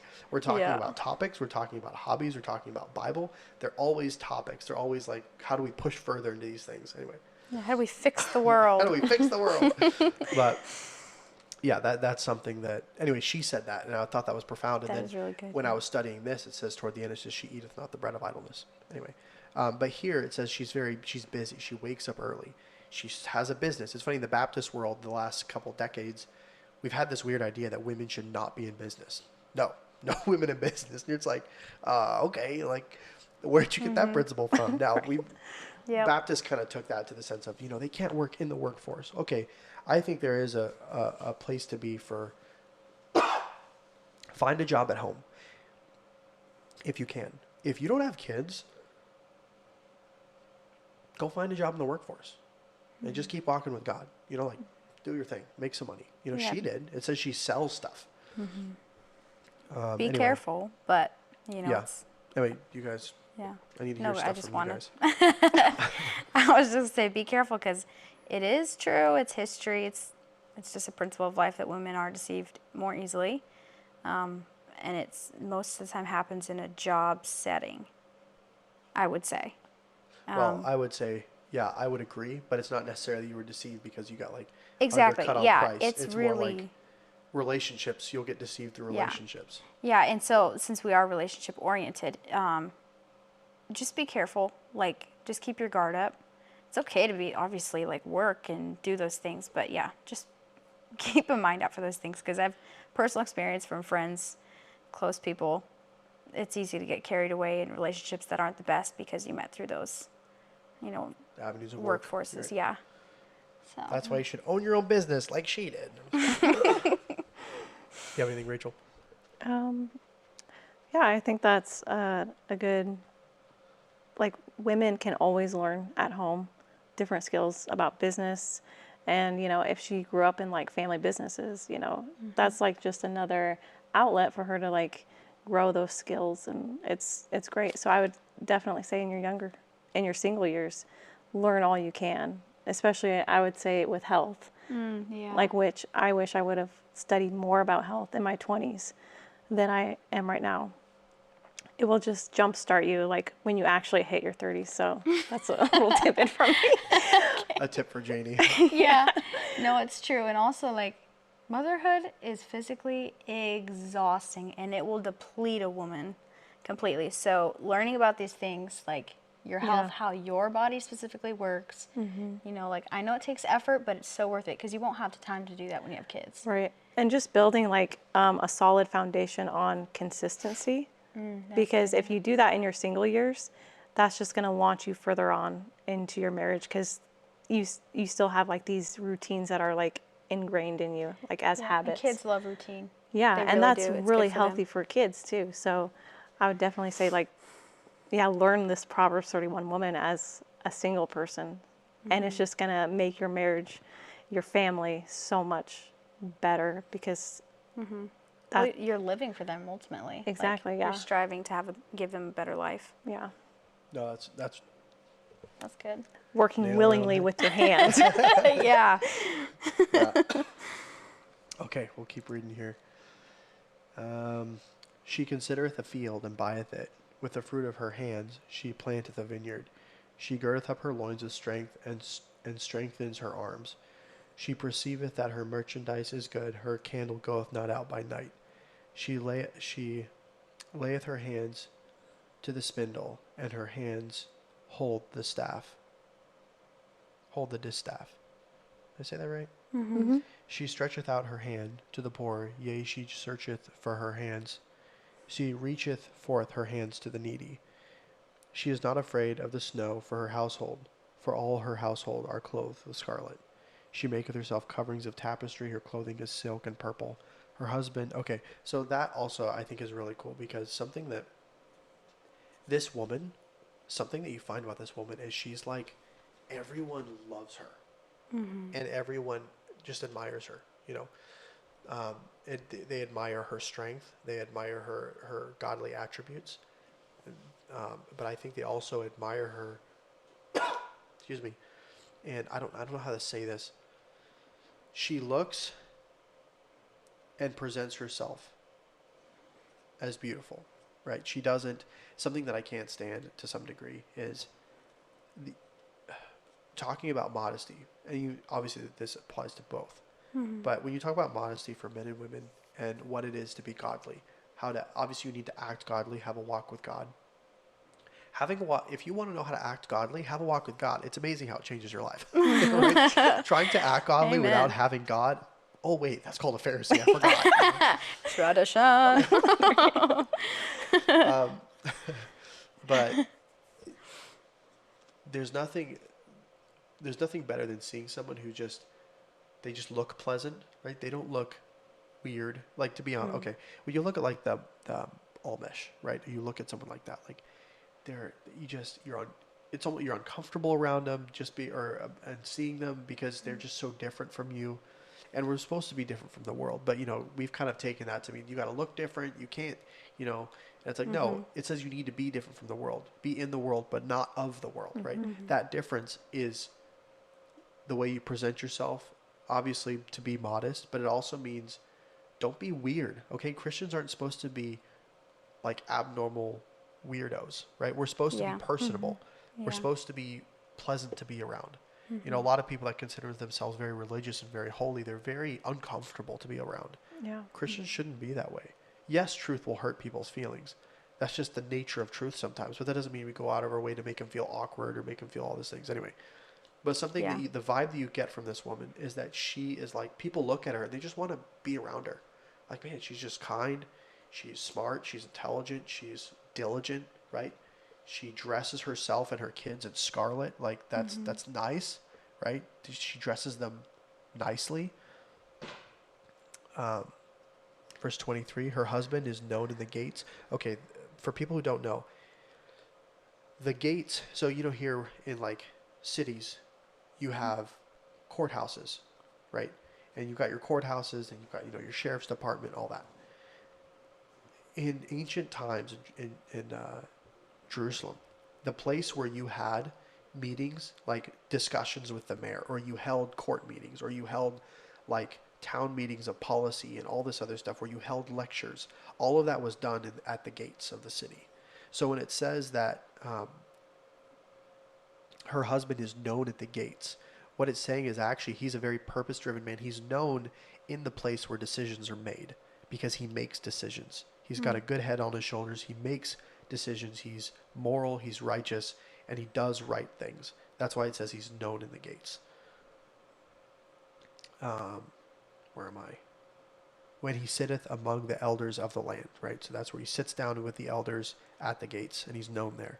She maketh fine linen and settleth it, and selleth it, and delivereth girdles unto the merchant. Strength and honor are her clothing, and she shall rejoice in time to come. That's another interesting one. Anyway, what do you guys think so far? Any things that stick out? Going back to he's known in the gates. I've always kind of had this thought, and maybe it's wrong, but I think it's a beautiful picture of like a couple being like a power couple. Like he's making the decisions, but she's like, you know, caring for the needy. She's like working willingly with her hands. She's out also in society too. And like Right. she's helping her maids. She's there for her family. Like she is an Most women are like, I want a maid. Yeah. Yeah. yeah, but like you really That's where just young single women come in. I was about to say, you need to just adopt a single young lady. Be like, listen, can I just have you help me in my home? Check out with the Yeah. parents. We Yeah. did that in Fiji. David, that goes back to the influencing younger people. Right, I Seriously, totally agree. take them into your wing. Let them help you. Don't be afraid to ask for help. Yeah. That's another one. Sorry, No, continue. you're good. No, I was actually just talking about this with the lady that I work for, who's a Christian lady, and that's what they did in India when they were missionaries. yeah. Like they were not allowed to actually like cook or clean because, you know, they got there and they were like, oh yeah, we have to do all these things, you know, because that's kind of what we're trained in America. But in the culture, they're like, what are you doing? No, you're not supposed to do this. Like you're supposed to be out in the community. Like we want you to go teach art in the schools while your husband is at the hospital teaching. And you're actually taking away our jobs. And it was amazing, like the influence that she did have, because she took in a lot of like young girls, and she taught a lot of them. So she couldn't do everything, but she was, you know, there like, you know, organizing things like, okay, yeah, do this, come at this time. But it's just, she's like, it was kind of like a culture shock because kidding. we're not trained to do that here in America. But there, it was just like, that was against their culture. Like you're taking, you know, away jobs, you're providing jobs for us, and you're also like out in our community teaching our kids. So I thought that was like really powerful. is really That's profound. really good. I did an episode with Matt Stallman like a couple weeks ago on the podcast, and something that he said to me, and we both agree with this, but just the way he said it really stuck with me. He said, as a missionary or as anyone doing ministry, if you don't have a young person learning by your side that you're pouring into, you're failing the next generation. Yeah. And I was like, wow, you know, and that's something that even I want to do. I'm not old, but that's something I want to do. I want young men to join Yep. me. There's still a Even generation that under are you. my age. I'm like, listen, like God has given me things to learn. I want to learn with you, and I want you to help me in ministry. And I think a lot of young people are stuck because they have no one to disciple them. Well, it's because no one's got a serious relationship. I think it's hard to do that because it tests your relationship. It opens up your life. And Brother Matt Stallman talked about that. I listened to that episode where like, that means that you're exposed. He's going to see everything that you're doing, whoever it might be who's under you. That's really humbling, but it's really good for you. And that should like push you to seeking the Lord more, because you're like, look, we have an entire generation that's looking up to us. We have to be of some help. So like, it's so important to have that. And what you were saying, like having those women under them, like not only was they taking their jobs away, like they were, that's how they survived. Yeah. You know, that's how they live. Now our generation, or like in America, it's different. But there are still, I see it a lot. There's still a lot of moms out there that, since it's not culturally acceptable, they struggle to ask for help. Yeah. I think it was your chair. I wasn't really. Guys, man, I'm gonna fall to the floor.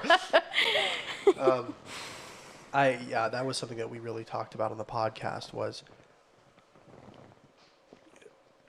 you have to expose who you truly are to be an effective discipler of men and women. And yeah, I think we don't disciple because we're afraid that people might see us for who we are. And that also it makes it easier to hide sins that you may have. And I tell you what, man, something that I've been meditating on a little bit was when at large sanctification, if sanctification stops to happen in someone's life, discipleship will stop. That's true. Because if you're not walking in sanctification, you will stop in discipleship. That's really good. And I think one of the reasons why we have this mass exodus, we don't even, like, it really kind of irritates the fire out of me when I hear a pastor say, oh, we have a discipleship class. I'm like, well, what the heck is that? You know, because discipleship in the Bible is Paul taking a Timothy, right? It's taking young people. It's Jesus telling the 12 apostles, come stay with me, right? And because as Americans, we're kind of separate in the way that we live, we've lost this idea of letting somebody into our lives. Now, there's obviously appropriate boundaries. That's true, and you can still have that, and have someone literally live in your guest room. And also, I think there are people like, oh, you need to have, people say you need to have your limits, right? That's true, but sometimes people confuse limits with my pleasures. They're like, that person's getting in the way of my pleasure, therefore get out. Yeah, in That's America the it's bigger easy problem. too, because it's like we're all about privacy. Yeah. It has its place, yes, you're right, but it's not really, I think of the Christian world and how God intended it to be, it's not really. I think we How need to God- separate the privacy to boundaries. Exactly. totally agree. Healthy boundaries. Yeah. Like, look, this is, Yeah. that's really important. And Like it, Set healthy boundaries. I was just going to say, like, it creates like really good communication too, which is lacking. I'm preaching to myself. But like, when you make boundaries, it kind of forces those hard conversations that need to, talk about. You're right. Yeah. So, Yeah, I think it's so true when you look at history, like you don't see what you see today in a sense when it comes to this separation of people. yeah. And like, for example, if you're married, yes, you need time with your spouse, alone time. Like you're not gonna have that third wheel, like all the conversations. I'm learning from you, sir. Right? But like, but at the same time, yes, you need that, and you can get that, But being willing to have somebody just in your life, and we had our family had a young lady, Eva, and she lived she was with a huge us blessing, for 6 years. She was like my older sister. She was like, I think 5 years older than me, 4 years older than me. 15. You were about 8 or 9, yeah. And she lived with us for 6 years. We brought her back to the States for a year. And she was a big blessing. She actually helped my mom do stuff in the house to help, so my mom could work with us more. And my mom taught her how to read, taught her how to write. taught her math because she was like the pygmy child. They kind of kicked her out. And my mom poured into her, and then she was in turn, we were able to have another sister practically. Yeah. You know, And so help not only did we get around the another house, yeah. sister out of it, my mom got help, and she got helped in her education. She got helped in her upbringing, and she helped my mom. Like it was like it was a net positive everywhere Yeah. you Yeah. looked. And we Yeah. also miss that about discipleship. We always look at the negative, like, oh, I'll have to give up my this and that. It's It's so like, well, selfish. It really is. that probably means it has to happen. You know. Yeah. There's such Yeah. a beautiful thing when you can invite somebody into your, I guess, your mess, and appreciate that person. Like, hey, no, I'm here to like live life with you. Like, and I think we're missing that even in our friendships.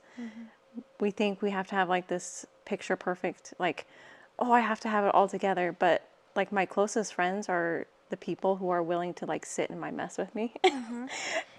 and are like, okay, yeah, the house is kind of messy. I'm sorry. Hey, don't even worry about it. It's fine. Yeah. Especially for moms.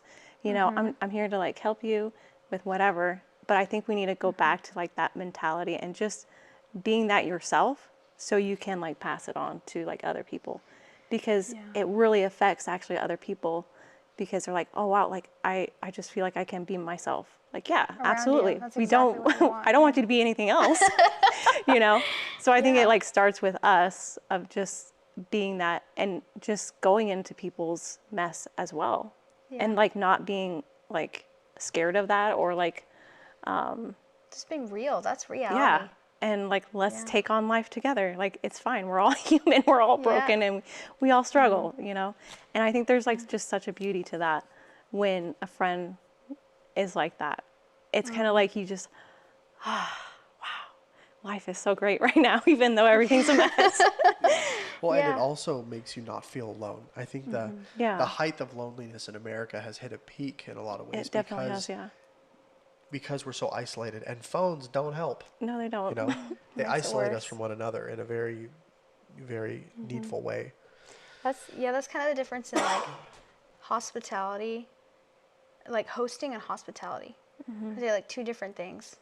That's a good point. I Yeah. think I heard that from somewhere. I think it was from a book somewhere I read. But it was like, yeah, hosting is just kind of putting on a facade for one night when people come over, you know? But like hospitality is just inviting them into your mess, like Rachel's saying, and like inviting them, like, this is our life. You're more than welcome to join, eat with us, dine with us, like live with us kind of thing. That's more of like opening your home. And I think in the early church, I mean, they had to do that. They didn't have hotels. yeah. They didn't have, you know, and if they did, they were pretty rough conditions. So, but I think we've lost that in the Christian realm, you know, Yeah, in well, America. It says in Acts at the Church of Jerusalem, it says they went house to house, talking and teaching and doing stuff. Single women and mothers set the tone of the home. That's another key point. They set the tone of that home. It's like we have like this superpower to like control the atmosphere and it's by our attitude and spirit. And it's so crazy. Like if you have a bad attitude, it's just like everyone's just like dark mode, you know? That's Just true. ask That's our very true. brothers, they'll tell you. Yeah, they're like, don't talk to Rachel. Just leave her alone. Don't do it. Run. Yeah. Yeah. That's what you actually see that very uniquely when you go to like when I went to Romania and Ukraine, when you go to Africa, stuff like that.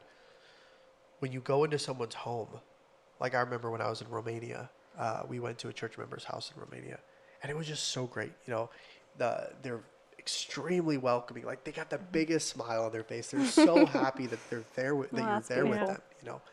And I'll tell you what, by American standards, their house was very cramped, very small.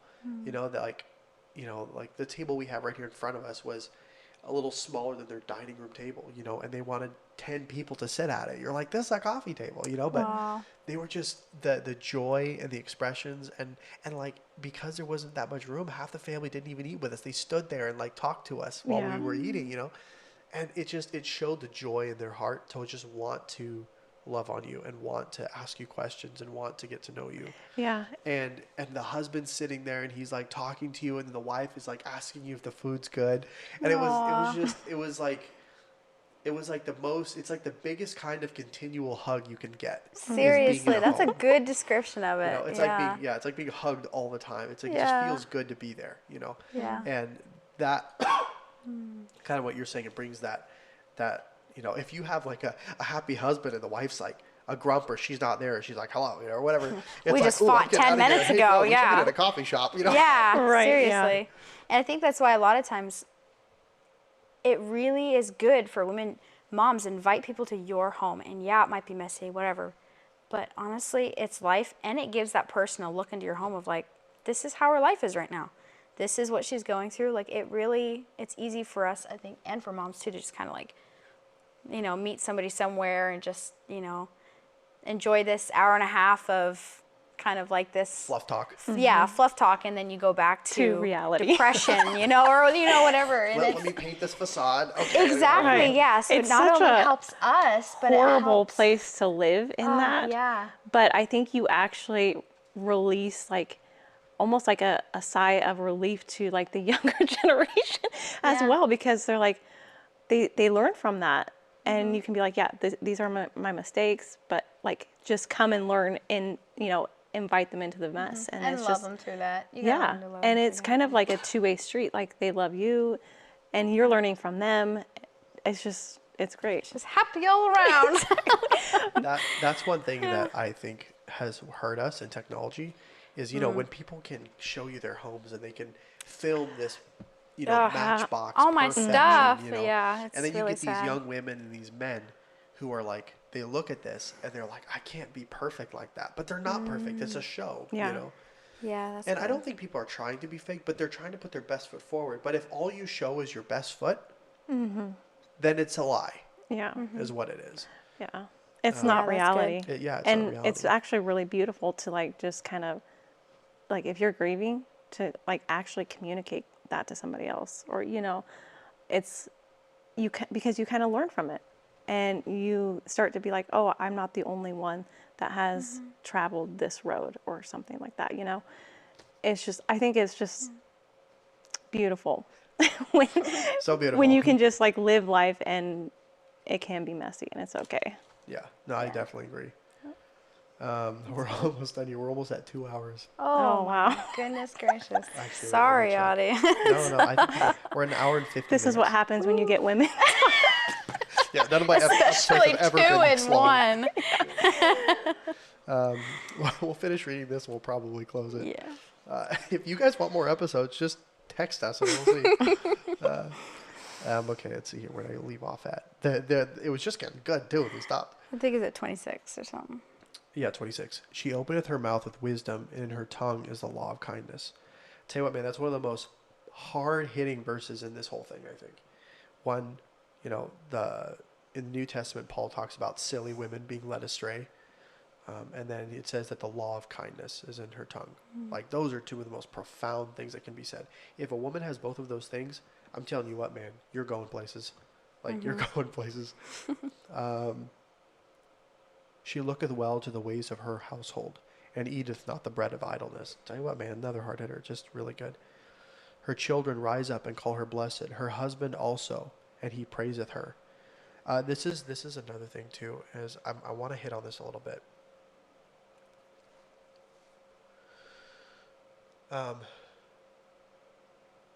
Well, let's keep reading because there's more to it, and then we'll talk. My daughters have done virtuously, but thou excellest them all. Favor is deceitful and beauty is vain, but a woman that feareth the Lord, she shall be praised. Give her the fruit of her hands, and let her own works praise her in the gates. So, when it says her children rise up and call her blessed, her husband also, and then the last verse says,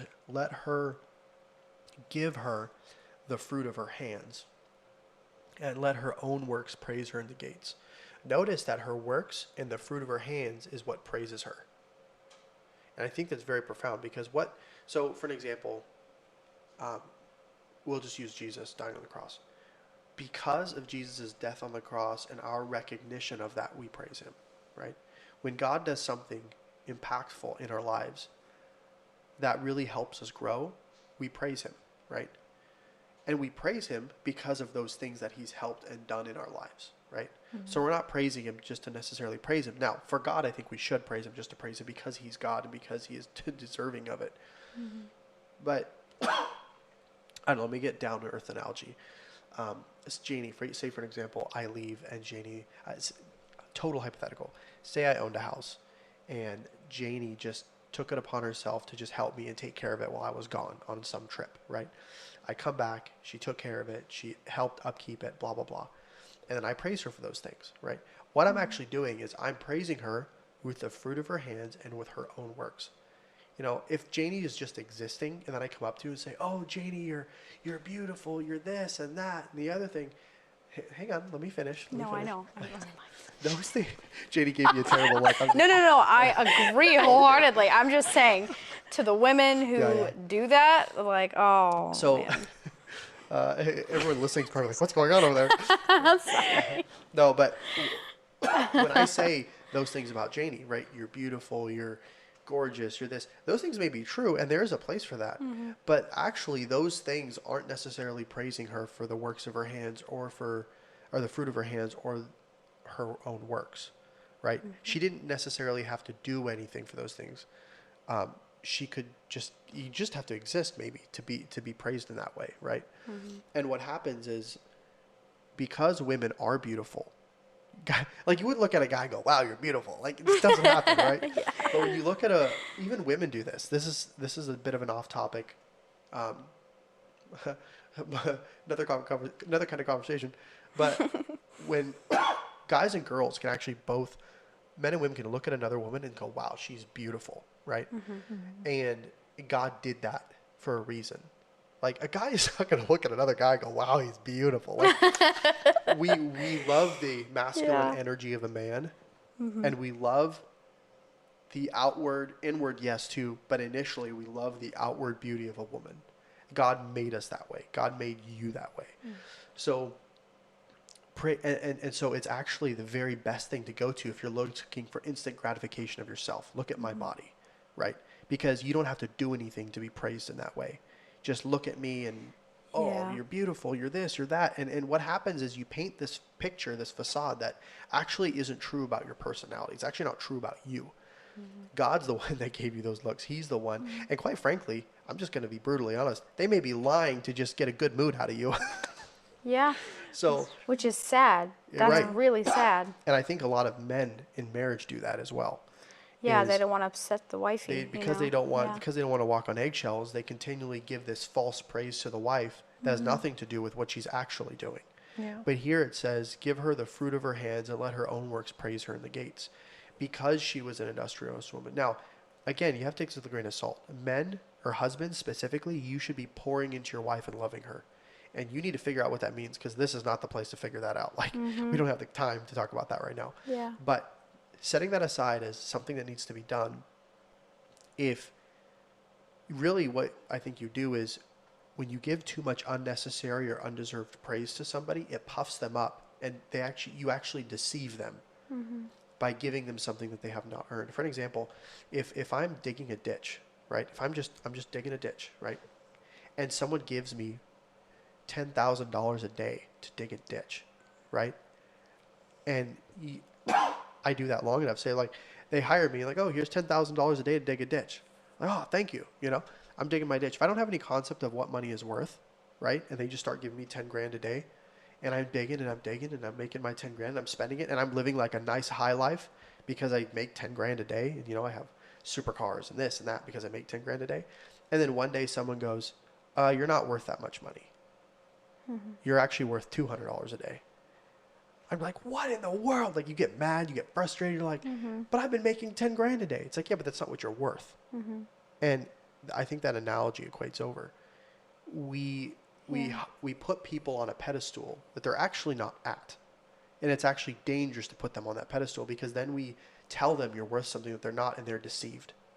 And I tell you what, the very first thing that happened to Eve in the beginning is she was deceived. And I think that plays over into that. Anyway. Yeah, it's kind of like a spoiled kid. You know, then they grow up and realize, oh, that's not life. I don't always get what I want. It's literally that. Like if you spoil a woman or a man, in that sense too. Like, it's really your fault. You're just doing that for instant gratification that you don't have to face the hard conversations or, whatever. Right. But for a woman, that's really damaging as well, because eventually they're going to be told, or, like you see those wives who are like, they'll look at their husband who they've been married to for 5 years or whatever. And they're like, do you love me? And it's like, are you serious? Like, really? And it's kind of like, it's because she feels unsatisfied. She doesn't feel like she's earned it, or she doesn't feel like she's, in a sense, like you can ask Rachel, like, working is really satisfying. It's almost more stressful not having work. Like, Very. yeah. But there's a point, like, you can overdo it too. Yeah. Yeah, there's a balance.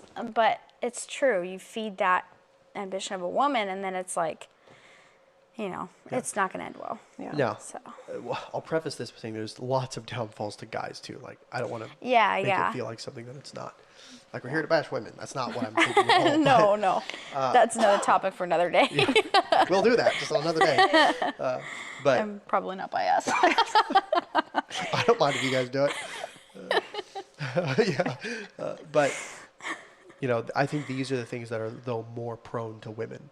Mm-hmm. Like, guys, actually, I was looking at a bunch of, like, different statistics about, like, even the dating realm. For an example, like, I was talking to a friend of mine who's a girl, and she was saying that she gets hundreds of, like, likes and messages by guys on dating apps. Hundreds. Like, guys are always, like, talking to her, trying to, like, date her, and she's just like, nope. She literally takes a group of guys and wholesales, like, I don't want you. And actually, she's right. Like, these guys are trashy guys, right? But now some might frown upon me. I've gotten on a couple dating sites more out of curiosity than anything, like the Christian ones. Like, I wonder what's out there, and then I get off and I'm glad I'm single, But when I'm on there, like, the number, I think in maybe the last 3 years, and I get on a dating site maybe once every 6 months just to see what's out there, like different dating ones. Most of the Christian time, ones. it's not worth it. No, it's not. But I only had maybe 2 out of probably hundreds that had maybe viewed my profile. I probably had 2 that liked my profile that I would even be slightly interested in maybe dating. And one never texted me back, and the other one ended up not being any good either, because she was like, what do you want to talk about Bible stuff for? Why? And I was like, oh, never mind. Like, This is a Christian dating app. Yeah. And like, this isn't, please go, anyone that's listening to this, go look it up. Like, you can see, if you look at the proportions of women to men and the attention span, it is ludicrous how crazy it is. Mm-hmm. Women are like shoving men wholesale out the dating door, and men are dying just to get 2 or 3 girls to like their profile. Mm-hmm. Like, that's literally, but this is the interesting part. There's like a percentage of men that are getting all the women. Like, I'm talking more the secular world. Like, if you're in the dating world, there's like a percentage where you're like, I'm 6 foot, I make 6 figures. Like, that guy, they're getting like floods of women into their dating profiles and stuff like that. But like 80% of men below that, it's non-existent. So there's this massive disproportion, but you don't see that really when you're on the depending on what side you're on. You don't see that, as a guy. Anyway, what it does, it creates this massive entitlement on one side and this massive self-defeating, I'm worth nothing on the other side. And you get this weird... The value's off, value proportion thing. Now, there's lots of bad on both sides. There's trashy women, there's trashy guys, right? There's amazing women, there's amazing men. They both have their issues and their good things. Anyway, but that's just something I noticed. But I think anybody, if you give them praise where it's not deserving, you do that too long and it's going to get deadly for them and for you. Yeah. Anyway, do you guys have any thoughts? Any more things you're thinking about? I really liked verse 30, where it talks about favor is deceitful. And there you go. With, favor is deceitful and beauty is vain. But a woman that feareth the Lord, she shall be praised. And something the Lord's really used this verse in my life, because personally, knowing myself, I'm a very vain person. I'm just being honest. And like, the Lord really showed me that, like, beauty is just vain. It's something that God has given us, I think mainly with guys in mind, as a blessing to them. But like, that's not the end goal. to look and last the longest, you know? Like, and favor also, it's really deceitful. Like, literally, that's describing what we were just talking about. It will deceive a woman in the end into thinking more of herself than she should. But a woman that feareth the Lord, she shall be praised. That's a true gem. That's someone who you want, young men, is to find a woman that fears the Lord and has a steady, consistent walk with the Lord. Now, everyone has their faults. Don't set too high of an expectation, if that makes sense, you know. And You're not women, looking same for someone men. that's like perfect, because No. you're not perfect. Have grace, and God will give you grace if that is the right person for you. And I know the Lord will give me grace for the man I'm going to marry, and same for Rachel. So, like, but that verse has really helped me so much, because it's true. Those things will just fade away. Favor, most of the time, you can't trust most people who give you compliments, you know. Most of the time, they're not giving you compliments in the right motive. So, True story. yeah. But really, the Lord ultimately doesn't change, and you can trust that. And so I was kind of end, at least for me, with like, seriously, just go after the Lord now, and you won't regret that later. And I'm talking to myself too, because I'm living that day to day. But Rachel? Yeah, you will not regret spending time with the Lord, growing in your relationships around you in your single years, and learn what you can. Like, there's so much to learn, and I'm kind of finding this in my later 30s that, you know, I'm just kind of in a whole new season. Like, I'm the only kid left at the house, you know. I'm working, you know, for this Christian lady, and I have found so much joy in just like building like a consistent life, and like just learning about like biology. Hey, Mom. I'm hearing all that ruffling up here. I'll wait till you're done if you have to put something away. Can she hear me? yeah. Yeah, We'll probably only be another like 5 minutes.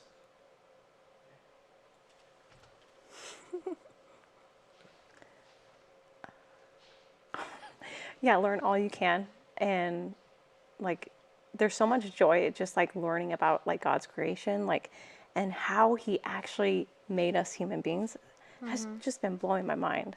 So you have like such an opportunity to invest in that as a single person. yeah. Yeah, I've really, I definitely agree. Follow God with everything you have, and you can't go wrong there. The other thing that I would say to a younger me, and I'm sure you guys would say this as well, find somebody that you really look up to in a godly ways, a mentor, someone that you really would trust and you can see God in them. Man, bug them. Go say, hey, can you teach me stuff? Like it's okay. I think the old generation should take initiative in bringing young people with them, but go after them. Like, find yourself some mentors, some good people to trust. And so I would say the same thing. With all that, we're at 2 hours and 6 minutes. It's probably the longest podcast yet. But thank you everyone for listening through my coughing and the cat's meowing and everything else. But we really enjoyed this talk, and maybe we'll do it again. I don't know. We'll see. But thank you for listening. Really enjoyed this. Thank you, Rachel. Thank you, Janey. Yeah, this is And great. if you have any comments, comment, like it. Thanks for supporting the podcast, and we'll see you next time on the podcast.